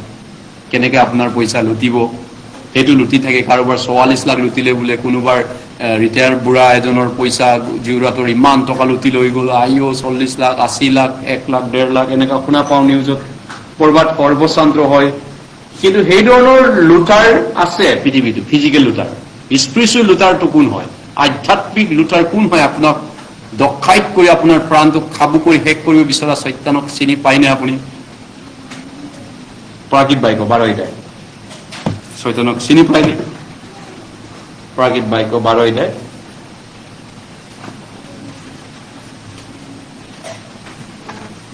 ডাকু, আত্মাৰ ডাকু নহয়নে? চৈতান মিছলীয়া আৰু তাৰ বাপেক কৈছে। প্ৰাকৃত বাক্য 12 সি যেতিয়া মিছা কৈ নিজৰ পৰা কয়, তোমালোকৰ বাপেক দেউতাক চৈতান হয় আৰু তোমালোক চৈতানৰ পুতেক বুলি কৈছিলে যিহুদী বিলাকক। যোহনা 8 সেই তেতিয়া আছিলে। মই প্ৰাকৃত বাক্যলৈ গৈছো এতিয়া। যোহনা 8 কথাটো কৈছিলে, তেতিয়া যিহুদী বিলাক চৈতানৰ পুতেক আছিলে বুলি যীশুৱে কৈছিলে। 12:9। গতিকে গোটেই জগতক লুট কৰাজন কোন? গোটেই জগতৰ আত্মাক লুটি খোৱাজন কোন? চিৰজীৱন যম। আমি যম বুলি হিন্দু শাস্ত্ৰত কওঁ নহয়, চৈতানক যমে ইপুৰি নগৰত আপোনাক উদ্ধাৰ নকৰিব। যমে মাৰি লৈ গ'ল চৈতান বাইবেলত। ইছলামত খাপিৰ হয়নে? কি যম তেনেহলে চৈতানৰ মালিক? কিবা যম নৰকৰ মালিক নেকি? নহয়। যম চৈতান নৰকৰ কেপ্টেইন নেকি? নহয়। প্ৰাকৃত বাক্যত কৈছে তলত একেবাৰে জুইত যাব তেওঁ। সবচে বেছি কাৰা যিটো মানে য'ত নেকি টেম্পাৰেচাৰটো বেছি, কলা ধোঁৱাই চানি ধৰিছে বিল্ডিংটো, সেই জুইটো লেলিখা নিকা জুইত তলত থাকিব প্ৰাকৃত বাক্যত কৈছে যম চৈতান। আৰু তাৰ তলৰ যিমান বিশ্বাসী চৈতানৰ তাৰ দূতবিলাকৰ নিমিত্তে তৈয়াৰ কৰি থোৱা অনন্ত জুইত তহঁতে যা। আৰু চৈতানৰ পিছত চৈতানক সন্তুষ্ট কৰা বৰ্তমান চৈতানৰ দ্বাৰা উল্লু বনোৱা মানুহবিলাকো তাত যাব। মতি 25:41 কৈছে চৈতান আৰু তাৰ দূতবিলাকৰ নিমিত্তে যুগুত কৰি থোৱা অনন্ত জুইত তহঁতে যা, এতিয়া যীশুৱে ক'ব ভৱিষ্যতে নহয়নে? গতিকে প্ৰাকৃত বাক্য 12:9 সেই মহানাগক অৰ্থাৎ দিয়াবল আৰু চৈতান নামেৰে বিখ্যাত হোৱা যি পুৰণি সাপে গোটেই জগতৰ ভ্ৰান্তি জন্মা। সেইটো অসমীয়াত ভ্ৰান্তি বুলি অনুবাদ কৰিছে। ইংলিছত লিখা আছে ডিচিপ। ডিচিপ মানে কি? ফ্ৰড, ফাঁকি, প্ৰতাৰিত। গোটেই জগতক প্ৰতাৰণা কৰে, ঠগাই সেই চৈতানক পৃথিৱীলৈ পেলোৱা হ'ল আৰু তাৰ দূতবিলাকো তাৰ লগতে পেলোৱা হ'ল। গতিকে হল নেশ্যন, সমুদায় বিশ্ব প্ৰতাৰণা কৰা, সমুদায় বিশ্বৰ আত্মাক প্ৰতাৰণা কৰা এই চৈতান, এইটো বিষয়ে আমি চাব বিচাৰিছো। যীশুৱে কৈছে এই মানুহবিলাকৰ দশা এনেকুৱা হ'ব। গতিকে এতিয়া ভাবি চাওক, সেই কথালৈ মই যাব লাগিব যে আপোনাৰ আশা আৰু আপোনাৰ জীয়াই থকাৰ উদ্দেশ্য কি? What is the hope and purpose of your life? Now, বৰ্তমান আজি আপোনাৰ আশা, জীয়াই থকাৰ আশা আৰু উদ্দেশ্য কি বৰ্তমান এতিয়া? যদি ঈশ্বৰে আপোনাক সোধে তুমি কিহৰ আশাত জীয়াই আছা আৰু কিহৰ উদ্দেশ্যত জীয়াই আছা, কিহৰ তাগিদাত জীয়াই আছা? ফিলিপিয়াত কিছুমানে কৈছে মই পেটৰ কাৰণে জীয়াই আছো। পেট আছে না, পেটটোৰ কাৰণে মই জীয়াই আছো। পেটেই ঈশ্বৰ, পেটেই ঈশ্বৰ। তেওঁলোকৰ ঈশ্বৰ খ্ৰীষ্টিয়ান হয়, কিন্তু তেওঁলোক পেট পূজা কৰে। তেওঁলোকে নামটো যিচু লয়, কিন্তু পেটৰ কাৰণে তেওঁলোকে জীয়াই আছে। ডেফিনেটলি নৰকতে যাব, নহয়নে? পেটেই ঈশ্বৰ। গতিকে আপোনাৰ জীয়াই থকাৰ থাকিদা উদ্দেশ্য যদি 70-80 বছৰ জীৱনটোৰ কাৰণে যদি হয়, এই 70-80 বছৰ জীৱনটো পাৰ কৰাব লাগে আৰু কিবা এটা কৰি, সেইটো আশা বা তাগিদাত জীয়াই আছে, তেতিয়াহ'লে বাইবেলে কৈছে আপুনি উল্লু হয়, বুৰ্বক হয়, আটাইতকৈ বুৰ্বক আপুনি হয় পৃথিৱীত। চবচে মূৰ্খ নিজ মনতে বাবে ঈশ্বৰ নাই, গীতমালা 14 কৈছে। মূৰ্খ, বুৰ্বক, ষ্টুপিড, ফুলিছ পিপুল, ঈশ্বৰ নাই, ঈশ্বৰে বিচাৰ নকৰিব, ঈশ্বৰে মোক নাজানে, তেওঁলোকৰ ধাৰণা বৰ্তমান আজি দিনটো অন্তত। গতিকে 1 Corinthians 15:19 কৈছে খ্ৰীষ্টত যি আমাৰ আশা যদি অকলে 70-80 বছৰৰ কাৰণে যদি হয়, তেতিয়া আমি সকলো মানতকৈ উল্লু হৈছো, সকলো মানতকৈ আমি দুৰ্ভগীয়া হৈছো। খ্ৰীষ্টিয়ান হৈও হয়নে দুৰ্ভগীয়া, উল্লু খ্ৰীষ্টিয়ান, বুৰ্বক খ্ৰীষ্টিয়ান। 1 Corinthians 15:19 কৈছে। গতিকে অনন্তকলীয়া ভেলু, ইটাৰনেল ভেলু কাৰণে কৰি জীয়াই আছে। ফিউচাৰ ইটাৰনেল ভেলু, 70-80 বছৰ জীৱনটোৰ উপৰিও কাৰ আশা আছে ইয়াত? 70-80 বছৰ জীৱন আপুনি মই চবৰে 70-80 বছৰ নহয় জানো? এৰোপ্লেনত মৰাৰ দৰে যদি আমাৰ মৃত্যু নহয়, বা আপুনি এক্সিডেণ্ট হৈ কালি নমৰে, পৰহি নমৰে, বা বেমাৰ হৈ পটককনে নমৰে, সেইটোৰ বাহিৰে আমি চবৰে 70-80 বছৰ জীৱনটো আশা কৰিছো। গতিকে সেই 70-80 বছৰ জীৱনটোৰ পিছত কাৰ আৰু আশা আছে, ইটাৰনেল ভেলু আছে। কি কব ইটাৰনেল ভেলু? গীতমালা 14 নম্বৰত কৈছে, হে ঈশ্বৰ জিহুৱা, মোক মানুহৰ পৰা ৰক্ষা কৰা। যি মানুহৰ আশা অকল এই সাংসাৰিক জীৱনত আছে, 70-80 বছৰৰ কাৰণে আছে, যিবিলাকে সন্তানত সন্তুষ্ট হয় আৰু যিবিলাকে নিজৰ সন্তানৰ নিমিত্তে সকলো আশা কৰি জীয়াই, তেওঁলোকৰ কাৰণে অকল জীয়াই থাকে 70-80 বছৰ জীয়াৰ মানুহ, সেই মানুহবিলাকৰ পৰা মোক বচোৱা বুলি গীত ৰচকে প্ৰাৰ্থনা কৰিছে, যিবিলাকৰ আশা সংসাৰৰ কাৰণে হয়। 2 Corinthians 4:17 কৈছে, 18 দৃশ্য বস্তু অলপ দিনীয়া, দৃশ্য বস্তু অলপ দিনীয়া, অদৃশ্য বস্তু অনন্তকলীয়া। গতিকে পাপৰ অলপ দিনীয়া সুখ ভোগ কৰা, কিবাই কৈছে ইব্ৰী 11:24 মুচিয়ে কৈছে 70-80 বছৰ জীৱনটো এনজয় কৰাটো, সুখ কৰাটো, তাতে সমাপ্ত হোৱাটো, তাতে সন্তুষ্ট হোৱাটো। আশা ভূমি, জীৱন্ত আশা, 1 Peter 3:1 কৈছে living hope, permanent hope, eternal hope, চিৰজীৱন আশা। মৃত্যুৰ 70-80 বছৰ বাহিৰতো চিৰযুগমীয়া হোৱাৰ আশা। 1 John 2:2 কৈছে 15 জগত আৰু তাৰ বস্তুবিলাকক প্ৰেম নকৰিবা, জগতত যি আছে এইটো টেম্পৰাৰী হয়, কিন্তু যিজনে ঈশ্বৰৰ ইচ্ছা পালন কৰে তেওঁ চিৰকাল থাকিব। কাৰ আশা, কাৰ উদ্দেশ্য অকল 70-80 বছৰৰ কাৰণে আছে আমাৰ মাজত? কাৰ আছে? অকল 70-80 বছৰ জীৱনটো এনজয় কৰিবলৈ আছো মই। কাৰ আছে? ইয়েছ, কাৰ গীতমালা 39 দায়ুদে কৈছে, মোৰ জীৱনৰ শেষ গতি মোক জিহুৱা জনোৱা, মই কেনে অলপ দিনীয়া তাক মোক জ্ঞাত কৰা। মোৰ জীৱনটো তুমি এক ব্যক্তিয়া কৰিলা, 1 ফুট কৰিলা মোৰ জীৱনটো, হয় নে? তাৰপিছত মানুহে ধন দমাই থয়, কোনে ধন লৈ যায় নাজানে, মানুহ হুৰামুৰা কৰে, ধন ঘটিবলৈ দিন ৰাত চেষ্টা কৰি মৰি আছে, হয়নে? কেনেকে তেওঁলোকে খাও বও এনজয় কৰিব। আৰু তেওঁ কৈছে মানে বেষ্ট ষ্টেজ ইজ বেকৰ, মানুহৰ উত্তম অৱস্থা তেওঁৰ কাৰণে মূল্যহীন। উত্তম অৱস্থা টেম্পৰাৰী কাৰণে কোনে জীয়াই আছে, ইটাৰনেল ভেলুৰ কাৰণে কোনে জীয়াই আছে। ইটাৰনেল ভেলু, অনন্ত মূল্য।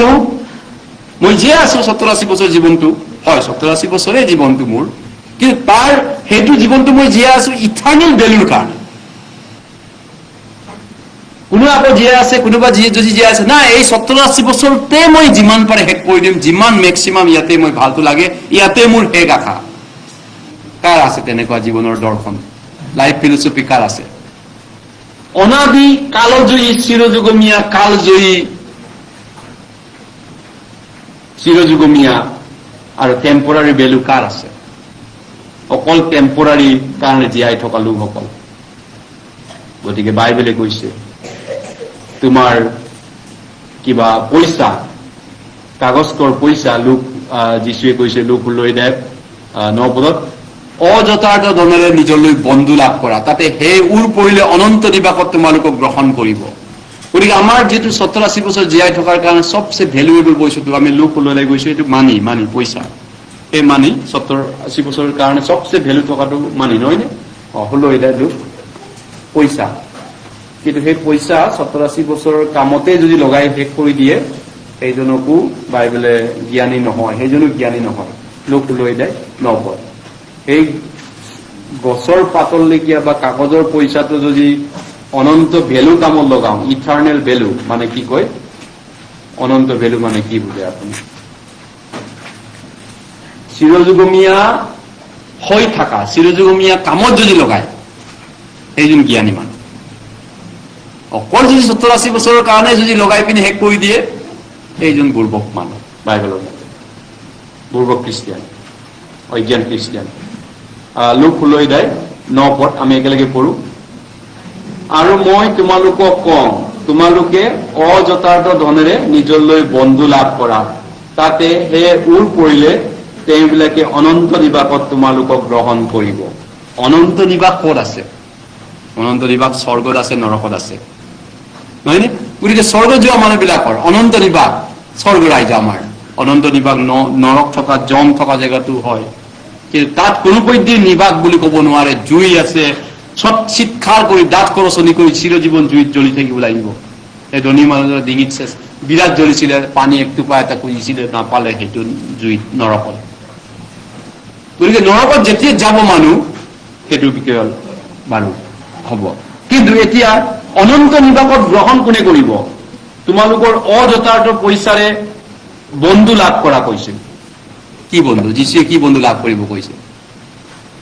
পইচা থাকিলে আপোনাৰ বন্ধু ঢেৰ ওলায়। আপুনি যদি পইচা এইপাকে বেগত ঢেৰ লৈ 3 4 ঘূৰি ফুৰে, আপোনাৰ আশে পাশে ঢেৰ মানুহ বন্ধু ওলাব, অপবীয় পুত্ৰৰ দৰে, নহয় নে? বন্ধুৱে বন্ধু হ'ব। কিন্তু সেইধৰণে মানুহ পইচাই অপব্যয় কৰে। কিন্তু আমি ঈশ্বৰৰ সন্তানবিলাক, খ্ৰীষ্টিয়ানবিলাক, পইচা শুদ্ধ কামত লগাবলৈ বাইবেলে কৈছে, নহয় নে? আত্মা বচোৱা কামত। এটা আত্মা অমৰ হৈ থাকিব যেতিয়া বাচে। আত্মা কেতিয়াও নষ্ট নহয় নে? এবাৰ স্বৰ্গত গ'ল, সেইটো ইটাৰনিটি থাকিব, চিৰযুগমীয়া থাকিব স্বৰ্গত, আপোনাৰ কাষে মোৰ আশে পাশে থাকিবগে। যিবিলাক মানুহ আমি প্ৰচাৰ কৰিলো, বচালো, আমাৰ পইচা খৰচা কৰিলো, আমি দিলো, ত্যাগ কৰিলো, আমি কষ্ট কৰিলো, নহয়নে? ৰান্ধিলো, বাঢ়িলো, বজাৰো কৰিলো, লগতে তেওঁৰ আত্মাটোক আমি বচালো। সেইবিলাক জ্ঞানী মানুহ। যীশুৱে কোৱা মতে সেইটো জ্ঞানী। আৰু যোনে অকল 87 বছৰৰ কাৰণে উৰুৱাই দিলে, খাও পিও কৰি পইচা যিমানে হাতেৰে গতিছিলে, নহয়নে? গোটেইটো এই পৃথিৱীতে উৰুৱাই দিলে, বুৰ্বক খ্ৰীষ্টিয়ান, মূৰ্খ খ্ৰীষ্টিয়ান। গতিকে জ্ঞানী হ'ব বিচাৰে নে আপুনি বুৰ্বক হ'ব বিচাৰে? আপুনি নিজৰ সিদ্ধান্ত নিজে ল'ব লাগিব। যদি মই কওঁ পাষ্টৰৰ মতে মই কিয় শুনিম, শিক্ষকৰ কথা মই কিয় মানি চলিম, নহয় জানো? হয়তো আপুনি ভুল বুজিব পাৰে। মই কাৰো কথা নামানো, ঈশ্বৰৰ কথাও নামানো, শয়তানৰ কথাও নামানো। গতিকে এই ধৰণৰ যদি আইডিয়া আছে, কি ক'ব? গতিকে মাই লাইফ মাই ৰুলছ, কিছুমানে কয় মাই লাইফ মাই ৰুল, মোৰ জীৱন মোৰ কথা। It is true, that's true, হয়। What is the reality mean? ইয়াৰ মানে my life, it is my life and I do get to choose. আৰু মোৰ জীৱন মই নিজে বাছি লম, মোৰ মতে মই চলিম। হয়, আপুনি এতিয়া শুনিছে, ইয়াৰ পৰা ওলাই যোৱাৰ পিছতে আপুনি এইটোৱে ক'ব, মোৰ জীৱন মোৰ কথা। এই গেট বাহিৰ হোৱাৰ লগে লগে কোনেও বাছি নলয়। ৰাইট আপুনিয়ে বাছি ল'ব, আপোনাৰ জীৱন আপুনিয়ে বাচক। সেইটোতো ৰাইট, ঈশ্বৰে আপোনাক পাৰ্মিশ্যন, অধিকাৰ দিছে। আপোনাৰ জীৱন আপুনিয়ে বাচিব লাগিব। ইয়েছ, ন' চাৰ্জ, মণ্ডলী বাচিব নোৱাৰে আপোনাৰ জীৱনটো। ন' প্ৰিচাৰে, বাক্য কওঁতা প্ৰচাৰকে আপোনাৰ জীৱনটো বাছি দিব নোৱাৰে, পিতৃ মাতৃয়ে বাছি দিব নোৱাৰে, কোনেও আপোনাক ফৰ্চ কৰিব নোৱাৰে তেওঁলোকৰ ৰুল ফল কৰক। ঈশ্বৰে আপোনাক ফৰ্চ নকৰে কেতিয়াও তেওঁৰ ৰুল মানি চলক। ঈশ্বৰে আপোনাক কেতিয়াও ফৰ্চ নকৰে মোৰ ৰুল মতে মোৰ ইচ্ছা মতে চলা। যদি কৰাহেঁতেন কেতিয়াবাই আপোনাক কৰিলেহেঁতেন, তেওঁ আজিলৈকে কৰা নাই। এইটো তেওঁ ফৰ্চ, আপোনাৰ ফ্ৰী উইল আছে নহয় নে? গতিকে এইটো দুৰ্বলতা নেকি? ঈশ্বৰৰ আমাৰ লাইফৰ দুৰ্বলতা নেকি? এইটো ফ্ৰীডম, স্বাধীন চিতীয়া জীৱন। আৰু ঈশ্বৰেও ভাল পায় আমাক স্বাধীনতা দি পিনি। কিন্তু সেই স্বাধীনতা আপুনি কি ধৰণে ইউজ কৰিব, কি কামত ব্যৱহাৰ কৰিব? নিজৰ মহিমতালিৰ কাৰণে? যদি মাই অন কৰ্চ, মোৰ নিজৰ জীৱনটো যদি মই নিজে ছেট কৰিব পৰা, সিদ্ধান্ত ল'ব পৰা, ডিচিশ্যন ল'ব পৰা, যদি মোৰ অধিকাৰ আছে আৰু ঈশ্বৰে মোক যদি দিছে সেই স্বাধীনতাটো বাছি লোৱাৰ স্বাধীন চিতীয়া চুজ ইয়ৰ চেল্ফ, তেন্তে বাছি লোৱা। আজি বাছি লোৱা কৈছে যিচুৱা 24 অধ্যায়, যিচুৱা 24 অধ্যায়, যিচুৱা 24 অধ্যায় 15 পদ। বাছি লোৱা, আজি বাচিব কৈছে, আজি বাছি লওঁ আজি। আকৌ নকব যে নেক্সট চানডে মাজৰটো মই বাচিছো, মই দুইটা বাচিব নোৱাৰো, মাজৰটোকে এইটো নাবাচো এইটো নাবাচো, তেনেকে আপুনি কব পাৰে মই নাবাচো। কিন্তু ঈশ্বৰে কৈছে বাছি লোৱা। যিচুৱা 24 অধ্যায়, এটা মাত্ৰ বাছি লোৱা। কিমান দিন আপুনি জগতত দৌৰা দৌৰিকে জগতৰ হুদুৰ মুদুৰ কৰিব আৰু ঈশ্বৰৰ নামো ল'ব? দুইটাৰ ভিতৰত এটা বাছি লোৱা কৈছে। যিচুৱা 24 অধ্যায় 15 পদ। বিৱৰণৰ পিছত আদি পুস্তক, যাত্ৰা পুস্তক, দ্বিতীয় বিৱৰণ, তাৰপিছত 24 অধ্যায় 15 পদ।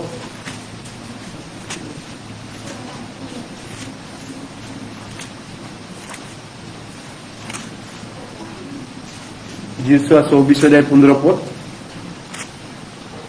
আচলতে মানুহে ৰং কথা কয় যে মই বাছি নলওঁ, মানে মাজত থাকিম।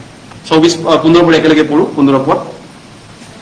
যদি জিহুৱাৰ আৰাধনা কৰাত বেয়া লাগিছে, আমনি লাগিছে ঈশ্বৰৰ, তেন্তে নদীৰ সিপাৰে থকা তোমালোকৰ ওপৰ পিতৃবিলাকে পূজা কৰা দেৱতাবোৰকেই হওক, সেইবিলাককে পূজা কৰক। বা যিবিলাকৰ দেশত তোমালোকে বাস কৰিছা সেই ইমূৰীয়া বিলাকৰ দেৱতাবোৰকেই হওক, দেৱতাবিলাক পূজা কৰক যদি জিহুৱাৰ আমনি লাগিছে। যাৰ আৰাধনা কৰিবা তাক আজি তোমালোকে বাছি লোৱা, মনোনীত কৰা, সিদ্ধান্ত এটা লোৱা। কিন্তু মই আৰু মোৰ পৰিয়ালে হলে ঈশ্বৰ জিহুৱাৰ আৰাধনা কৰিম। ইজৰাইলৰ দিনত, যিচুৱাৰ দিনত ইজৰাইলক এইটো কথা ঈশ্বৰে কৈছে। দেৱতা দেৱ দেৱী মূৰ্তি পূজা কৰিবা যদি কৰা, যদি যোৱা যায়, ঈশ্বৰে কৈছে, কাকো বাধা দিয়া নাই। কিয় আহি আছে? যদি ঈশ্বৰ জিহুৱাক আৰাধনা কৰাত বেজাৰ লাগিছে, আমনি লাগিছে, তেওঁৰ আৰাধনা কৰাত যদি আপোনাৰ ইণ্টাৰেষ্টটো কমি গৈছে বা আপুনি আমনি পাইছে, ঈশ্বৰে কৈছে যা দেৱতা পূজা কৰা, মাজত নাথাকিবা। কিন্তু মাজত নাথাকিবা, কাৰণ মাজৰ জেগা নাই মোৰ কাৰণে। আপুনি ভাবিব পাৰে নাই মই মাজতে থাকিম ঈশ্বৰ। ঈশ্বৰে কৈছে মাজৰটো মই কেতিয়াও, সেইটো নৰকত যোৱা মাজৰটো, শয়তানৰ জেগা মাজৰটো। যদি দেৱতা পূজা কৰে, দেৱ দেৱী পূজা কৰে, মূৰ্তি পূজা কৰে, কৰা, যোৱা। যদি সেইটো যদি ৰং বুলি ভাবিছা ঈশ্বৰ জিহুৱাক আৰাধনা কৰা, তেন্তে জিহুৱাক কৰা মাত্ৰ। কিমান এইভাগে জগতত আধা এখন ঠেং আৰু এখন ঠেং কেতিয়াবাই মনত পৰে, চাৰ্চত এখন ঠেং দিব, মণ্ডলীত দিব এখন। দুখন নাও দুটা ভৰি, কি হ'ব? কেতিয়াবাই আপুনি মৰিব। দুখন নাও যদি দুটা ভৰি মেলে আপুনি দিছে আৰু নদী এৰি দিয়ে আপোনাৰ নাওখন, নদীৰ মাজত গৈ নাওটো দুপাল হ'ব, আপুনি ওপৰলৈ ফালি যাব। নহয় নে? আমি ফালি যাম। গতিকে I can not ignore the rules I choose. কি কৈছে? যিটো ৰুল নিয়ম মই বাচিব লাগিব, যিটো মই আজি বাছি ল'ম, ধৰি পাব মই মাজত বাছি ল'ম, মাজৰটো বাছি লৈছো। কিছুমানে বহুতে আমাৰ মণ্ডলীৰ মানুহে ভুল বুজে, এই পাকেও নকৰে, এই পাকেও নহলে মাজৰটো বা পাষ্টৰৰ কথাও নুশুনে, বাইবেলৰ কথাও নুশুনে, দেৱ দেৱীও পূজা নকৰে, কাৰো কথা নুশুনে, মাজত থাকিব। সেইটো এটা বাছনি, সেইটো এটা ডিচিশ্যন, আপোনাৰ ডিচিশ্যন, সেইটো ঈশ্বৰৰ ডিচিশ্যন নহয়, সেইটো আপুনি ডিচিশ্যন লৈছে। আৰু এই ডিচিশ্যনৰ কনচিকুৱেঞ্চটো আপুনি পাব, বাইবেলে কৈছে, ঈশ্বৰে কৈছে। পৰিণামটো ভুগিবলৈ ৰেডি হওক এই ডিচিশ্যনটো লোৱাৰ কাৰণে। সেই পৰিণামটো ভুগিব লাগিব ভৱিষ্যতে, ইটাৰনিটি, চিৰজীৱনৰ কাৰণে। চিৰজীৱনৰ কাৰণে আউটকামটো আপুনি পাব। মোৰ জীৱন মই বাচিছো, সেইকাৰণে আপুনি পাব সেই আউটকামটো। হয় আপোনাৰ জীৱন আপুনি বাচিছে, ৰাইট, ঈশ্বৰে কৈছে আপুনি বাচিছে, তোমাৰ জীৱন তুমি বাচিছা, গতিকে তোমাৰ পৰিণাম এইটো অনন্ত জুই নৰক। আপুনি ভালৰ কাৰণে বাচক, বেয়াৰ কাৰণে বাচক, আপোনাৰ মৃত্যুৰ কাৰণে বাচক, আপোনাৰ জীৱনৰ কাৰণে বাচক। I am free to choose, Yes I am free to choose, মই বাছি লোৱাৰ মোৰ স্বাধীনতা আছে, ৰাইট, মোৰ পাৱাৰ আছে, মোৰ অধিকাৰ আছে। কিন্তু I am not free from what those choices bring.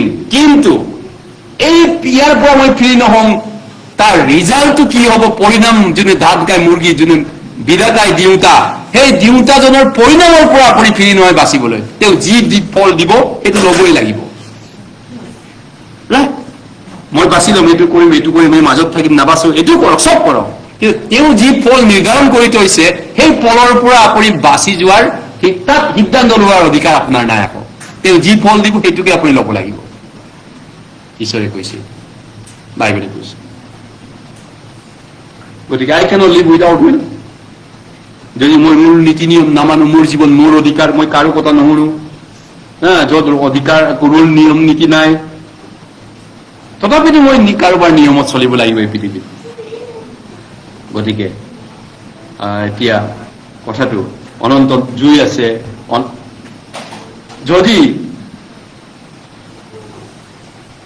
যদি ভুল বা সত্য মই কোনোটোকে নকওঁ, মই তাত কোনোবা এটাত আছো, ঠিক আছে। অনন্ত নৰকৰ কথাটো কৈ পিনি শেষ কৰিব লাগিব, মানে দুটামান কথা শেষ,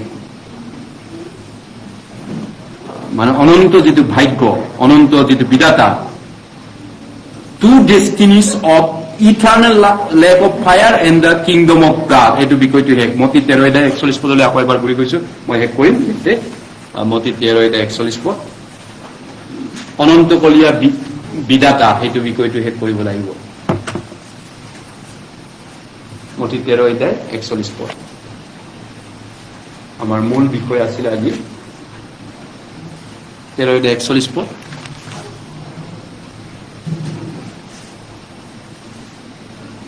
একচল্লিছৰ পৰা 43 পদ। আহক আমি একেলগে পঢ়িছো 41 পৰা 43 পদ। মানুহৰ পুত্ৰই তেওঁৰ দূতবিলাকক পঠাই দিব, আৰু তেওঁবিলাকে তেওঁৰ ৰাইজৰ মাজৰ পৰা সকলো বিঘ্নজনক বিষয় আৰু অধৰ্মচাৰীবোৰক গোটাই অগ্নিকুণ্ডত পেলাব। তাতে ক্ৰন্দন আৰু দাঁত কৰচনি হ'ব। তেতিয়া ধাৰ্মিকসকলে তেওঁবিলাকৰ পিতৃৰ ৰাইজত সূৰ্যৰ নিচিনা হয় দীপ্তি প্ৰকাশ কৰিব। যাৰ কাণ আছে তেওঁ শুনক। অগ্নিকুণ্ডত পেলাব সকলো বিঘ্নজন। অগ্নিকুণ্ড মানে কি? যোৱা এৰোপ্লেনৰ দুৰ্ঘটনাত যিটো মানুহ মৃত্যু হৈছে, সেইটো অগ্নিকুণ্ডত পৰিণত হ'ল ছেকেণ্ডৰ ভিতৰত। ডেড বডি এটাও চিনি নাপায়। তাত DNA টেষ্ট কৰি কোনোবাৰ হাৰ্ডি এটা টুকুৰা এটা পাইছে, কাৰোবাৰ হাত এটা পাইছে, কাৰোবাৰ কিবা এটা সৰু টুকুৰা এটা পাইছে, নহয় নে? অগ্নিকুণ্ডত ফিনিছ ডেড বডিটো। জিয়াকে তেওঁলোকে জ্বলিল, সেইটো তাকো 5 ছেকেণ্ড 10 ছেকেণ্ডত পুৰি খতম হৈ গ'ল দিশটো, নহয় নে? নৰকত কেতিয়াও যীশুৱে কৈছে পুৰি শেষ নহব। অনন্ত জুই, য'ত পোক নমৰে, মামৰে নাখায়, য'ত পোক নমৰে, মৃত্যু নহয়, নিমকীয়া জুই। মাৰ্ক 9:48 কৈছে। সেই অনন্ত জুইত যোৱাতকৈ তোমাৰ হাতে যদি দুটা হাত থাকি নৰকত যোৱাতকৈ এটা হাত থাকি জীৱনত সোমোৱা ভাল। তোমাৰ দুটা চকু জুই থাকি নৰকত জুইত পুৰিব যোৱাতকৈ যীশুৱে কৈছে এক থাকি স্বৰ্গত যোৱা ভাল। তোমাৰ দুটা ভৰি যদি থাকি তোমাৰ অসুবিধা হৈছে, স্বৰ্গ যোৱাত বাধা দিছে, এখন ভৰি কাটি পেলোৱা, তথাপিতো নৰকত পেলোৱাতকৈ স্বৰ্গত সোমোৱা ভাল। ঠেক দুৱাৰ দি সোমাবলৈ প্ৰাণপণে চেষ্টা কৰা, কাৰণ শয়তানে সোমাব নিদিব তোমাক। শয়তানে তোমাক বাইবেল চেমিনাৰ শুনাৰ পৰা বাধা দিব, শুনিবলৈ ইচ্ছা নিদিব, তোমাক আমনি লগাব, তোমাক দিগদাৰ কৰিব, তোমাৰ মনটো দুষ্ট আত্মাই কাম কৰিব শয়তানে। যীশুৱে কৈছে এইগুণে শয়তানক জিকিবৰ কাৰণে চেষ্টা কৰা। শুনিম মই শয়তান, শুনিম, তই মোক যিমান দিগদাৰ কৰিলেও মই শুনিম ঈশ্বৰৰ বাক্য। ভাল গুড নিউজটো শুনিব যাম, স্বৰ্গ ৰাজ্যৰ বাৰ্তা শুনিম মই। শয়তান ডিচিশ্যন আপুনি ল'ব লাগিব। এইটো ঈশ্বৰে এৰি দিছে আপোনাক ডিচিশ্যন লোৱা। ৰিজাল্টটো কিন্তু আপুনি বাচিব নোৱাৰিব। সিদ্ধান্ত পৃথিৱীত চলাৰটো সিদ্ধান্ত আপুনি ল'ব পাৰে, যি ইচ্ছা তাকে কৰক, এইটো আপোনাৰ সিদ্ধান্ত। ৰিজাল্ট মালিকে দিব, পৰিণাম ওপৰলাই দিব। গতিকে এতিয়া আমি কি কৰিব পাৰো? শেষ কথা, শেষ বাইবেল কথা পৰীক্ষা কৰি চাওঁ আহক, আকৌ এবাৰ জীৱনটো, নিজৰ জীৱনটো। দ্বিতীয় কৰন্থিয়া শেষ বাইবেল পদ পঢ়িম, 13 অধ্যায় 5 পদ। 13 অধ্যায় 5 পদটো পঢ়িছোঁ, দ্বিতীয় কৰন্থিয়া। হয়, আপোনাৰ জীৱন আপোনাৰ কথা, কিন্তু আপোনাৰ জীৱন আপোনাৰ কথা, আপুনি যি ডিচিশ্যন ল'ব, যি পৰিণাম আহিব ভৱিষ্যতে, যিটো কনচিকুৱেশ্যন ফেচ কৰিব, তাৰ পৰা কিন্তু তাত আপোনাৰ ডিচিশ্যন নাই, তাত পাৱাৰ আপোনাৰ নাই। কিন্তু এতিয়া আপুনি সেই ডিচিশ্যনটো বদলাব পাৰে। এতিয়া আপুনি তাৰ পৰিণামটো চেঞ্জ কৰিব পাৰে। যদি নৰকলৈ গৈ আছে, আপুনি এতিয়া স্বৰ্গলৈ যোৱাৰ ৰাস্তাটো বিচাৰিব পাৰে বৰ্তমান, কিন্তু তাত ওপৰলৈ হাতত এইটো নাপাবগে। সেইটো বাইবেলে কৈছে, 13 অধ্যায় 5 পদ। গতিকে আমি কিয় বাইবেল চেমিনাৰ পাতো, অহা শনি দেওবাৰে আমি কিয় সৌবাতৰি প্ৰচাৰ কৰিম, বাইবেল আকৌ কিয় ষ্টাডি কৰিম, কিয় কৰিম, কিয় কৰা উচিত? ঈশ্বৰে কৈছে কৰা। সেইটো আমি একেলগে পঢ়িম 5 পদ। তোমালোক বিশ্বাসত আছানে নাই তাক জানিবলৈ নিজৰ পৰীক্ষা কৰা আৰু নিজৰ প্ৰমাণ চোৱা। নতুবা তোমালোকে নিজৰ বিষয়ে নাজানা নেকি যে যীশুখ্ৰীষ্ট তোমালোকৰ অন্তৰত আছে? নাথাকিলে তোমালোক অপ্ৰমাণিক লোক। ডিছকুৱালিফাইড ইংৰাজী লিখা আছে, ডিছকুৱালিফাইড। চেক ইয়ৰ ফেইথ, বিশ্বাসটো পৰীক্ষা কৰা। কেনেকে পৰীক্ষা কৰিব? আপুনি মদৰ বাতিটো পৰীক্ষা কৰিলে নহ'ব, বাইবেলৰ বিশ্বাস। বাইবেলৰ যেতিয়া অধ্যয়ন শিবিৰ হয়, বাইবেলৰ প্ৰশিক্ষণ যেতিয়া হয়, আদিৰ পৰা প্ৰকৃত বাক্যৰ আদি পুস্তকৰ প্ৰকৃত বাক্যলৈ যেতিয়া অধ্যয়ন কৰো, শিক্ষকে যেতিয়া ক'ব, ঈশ্বৰে যেতিয়া ক'ব, তেতিয়া আমি পৰীক্ষা কৰি চাব পাৰো আদি পুস্তকৰ পৰা প্ৰকৃত বাক্যলৈ মোৰ বিশ্বাসত কিবা গাফিলতি হৈছে নেকি, মোৰ কিবা ক'ৰবাত জালিয়াতি হৈ গ'ল নেকি, শয়তানৰ প্ৰলোভনত উল্লুই বনালে নেকি মোক? আপুনিতো নিজে অকলে বাইবেল আদি পুস্তকৰ প্ৰকৃত বাক্যলৈ পঢ়ি পাত্তা নাপায়, আপুনি নপঢ়েও। কিন্তু আমি 2 দিনত একেলগে পঢ়িম পটাপট, মাত্ৰ 2 দিন, শনি আৰু দেওবাৰে 2 দিন বাছি লৈছো। ৰাতিপুৱা 9:30 পৰা ষ্টাৰ্ট কৰিম, আবেলি 3টা 3:30 তাকো শেষ কৰিম 4টাৰ ভিতৰত। 2 দিনত পটাপট পঢ়িম আদি পুস্তকৰ প্ৰকৃত বাক্যলৈ। বাইবেলে কৈছে আপোনাৰ পৰিত্ৰাণটো এক্সামিন কৰিছো, এক্সামিন ইয়ৰ চেলভেশ্যন। পৰিত্ৰাণটো, এই কিছুমানে কয় মই পৰিত্ৰাণ পাইছো, পালো স্বৰ্গত যাম, যীশুৰ লগত যা আশা আছে, যীশুতে আছে অনন্ত জীৱন, গান গোৱা মানুহ আছে। আপোনাৰ আছে নাই? কথাই ক'ব নোৱাৰে তেতিয়া, মোৰ আছে নাই এনেকে চাই থাকে, ক'বই নোৱাৰে তেতিয়া, উত্তৰ নাই, তেওঁৰ নাই মানে। তাৰ মানে যীশুত আছে অনন্ত জীৱন, সেইটো ভূতেও জানে, শয়তানেও জানে, তেওঁ জানে, শয়তানেও জানে, গোটেই জগতে জানে সম্ভৱ। কিন্তু আপুনি এইখিনিৰ দ্বাৰা আপুনি স্বৰ্গ যাব নোৱাৰে। যীশুতে আছে অনন্ত জীৱন, মোৰ আছে নাই? মোৰ আছে নাই, সেইটো কেনেকে গম পাব আপুনি? এক্সামিন কৰিব কৈছে। কিছুমানে কয় নাই পালো আৰু বহুত বছৰ আগতে চেমিনাৰ চালো, বুজিলো, আৰু এইবিলাক কি চাম আৰু কিয় পৰীক্ষা কৰিম? কিছুমানে পৰীক্ষাটো ধৰি লাগে, গামোচা বান্ধি থয়, গামোচা বান্ধি একদম বুকুত সোমাই পৰিত্ৰাণটো বোলে নিজতে শেষ খতম। বাইবেলে কৈছে পৰিত্ৰাণটো পৰীক্ষা কৰিছো, এক্সামিন ইয়ৰ চেলভেশ্যন। গতিকে আপোনাক ৰিকুৱেষ্ট কৰিছো, আপুনি ডিচিশ্যনটো নল'ব এতিয়া, শুনি চাওক মাত্ৰ, কাম এণ্ড চি, আহক আৰু চাওক বাইবেলটো আকৌ এবাৰ। কাৰণ যীশুৱে কৈছে যোহন 5:39 তোমালোকে বাইবেল শাস্ত্ৰখন বিচৰা, অধ্যয়ন কৰা, কিয়নো তাত তোমালোকৰ অনন্ত জীৱন আছে বুলি ভাবা। এতিয়াও আশা দিছে ঈশ্বৰে, এতিয়াও আশা দিছে। যি সময়ত মৃত্যুবিলাকে ঈশ্বৰৰ পুত্ৰৰ মাত শুনিব আৰু যিবিলাকে শুনে তেওঁবিলাক জীৱ, এনে কাল আহিছে, এতিয়াও হৈছে। প্ৰিয়সকল, আপোনাক সেইটোৱে ৰিকুৱেষ্ট কৰিছো, যদি আপুনি এজনক আনিব পাৰে আনক, আপোনাৰ চেলভেশ্যন কাৰেক্ট আছে যদি আৰু এজনক আপুনি দিয়ক, হয়নে? আমি দিওঁ এজনক আৰু এটাক লৈ যাওঁ, কাকবাই শুনাও। এইবাৰ এটাক প্ৰাৰ্থনা কৰি এজন ঈশ্বৰক মুখ দিয়ক। গতিকে এই সপ্তাহ আমি একো কাৰ্যসূচী নলওঁ, সব কাৰ্যসূচী বাতিল কৰিছো। বুধবাৰ শিক্ষা বাতিল কৰিছো, অনলাইন শিক্ষা সব বাতিল কৰিম। অকল চেমিনাৰৰ কাৰণে মানুহ মাতা, প্ৰাৰ্থনাত প্ৰচাৰ কৰা ব্যস্ত। কাৰণ এজনক আনিম। এই চমুৰীয়া তিৰোতাই যেতিয়া প্ৰচাৰ কৰিছিল যোহন 4:10, কেনেকে তেওঁ আনিছিল? গোটেই গাঁওখনক প্ৰচাৰ কৰিছিল। আৰু যীশুৱে তেওঁক ক'লে, আইটি তোমাৰ হাজবেণ্ড ক'ত? মোৰ হাজবেণ্ড 5 জন হৈ গ'ল, মোৰ হাজবেণ্ড নাই, আমুক তামুক কৈছিলে। যীশুৱে তেওঁক ক'লে, নাই তোমাৰ হাজবেণ্ড 5 জন হৈ গ'ল। তাৰপিছত তেওঁ মচিহক লগ পালো, খ্ৰীষ্টক লগ পালো, আব্ৰাহামৰ প্ৰতিজ্ঞা ঈশ্বৰক লগ পালো। গাঁৱৰ মানুহ দৌৰি কৈছে, পানী কলৰ এৰি গৈ গাঁৱত দৌৰি গৈছে। তাৰপিছত গোটেই গাঁও মাতিছে, ৰাইজসকল, গাঁওসকল, আহাচোন, মই খ্ৰীষ্টক দেখিলো, তাত আছে, আহক আপোনালোকে চাওক, আহক আৰু চাওকচোন খ্ৰীষ্ট, নিজৰ মানুহ খ্ৰীষ্ট হয় নে নহয়। তাৰপিছত যেতিয়া গাঁৱৰ মানুহ আহিছে, একদম দল বান্ধি চাব গৈছে যীচুক সেই পানী অনা নাদৰ ওচৰত। তেতিয়া যীশুৱে তেওঁলোকে যীচুক বাইকক শুনিলে, তেওঁলোকে গাঁৱৰ মানুহে কি ক'লে, এতিয়াতো আমি নিজেও শুনিলো এইজন খ্ৰীষ্ট বুলি, এতিয়া নিজে দেখিলো, হয় তুমি আমাক সঁচাটো ক'লা, আহক কাম এণ্ড চি। এই মহিলাগৰাকী মাত্ৰ এটা কথা কৈছিল চেমিনাৰত মানুহ মাতিবলৈ, কাম এণ্ড চি, আহক আৰু চাওক আপুনি নিজৰ চকুৰে এইজন ঈশ্বৰ হয় নে নহয়, নিজে আপুনি পৰীক্ষা কৰি গম পাব। ঠিক আছে, প্ৰাৰ্থনা কৰিছো। মৰমীয়া দয়ালু পিতৃ, ধন্যবাদ দিছো তোমাৰ অনুগ্ৰহ দয়া মৰমৰ কাৰণে। আমি তোমাৰ উপযুক্ত লোক নহয় তোমাৰ আগত থিয় হ'বলৈ, তোমাৰ স্বৰ্গৰাজ্য যাবলৈ, কিন্তু তথাপি তুমি আমাক আশা দিছা। এই আশা পোৱাসকলে এতিয়া আমি আনকো এই আশা দিব বিচাৰিছো। যিসকলৰ স্বৰ্গ যোৱা আশা বিশ্বাস আছে, আমি বেলেগ কোনোবা দুই এজনক এই আশা আৰু বিশ্বাস দিয়াটো আমাৰ কৰ্তব্য, তোমাৰ পৰা পোৱা দায়িত্ব হয় প্ৰভু।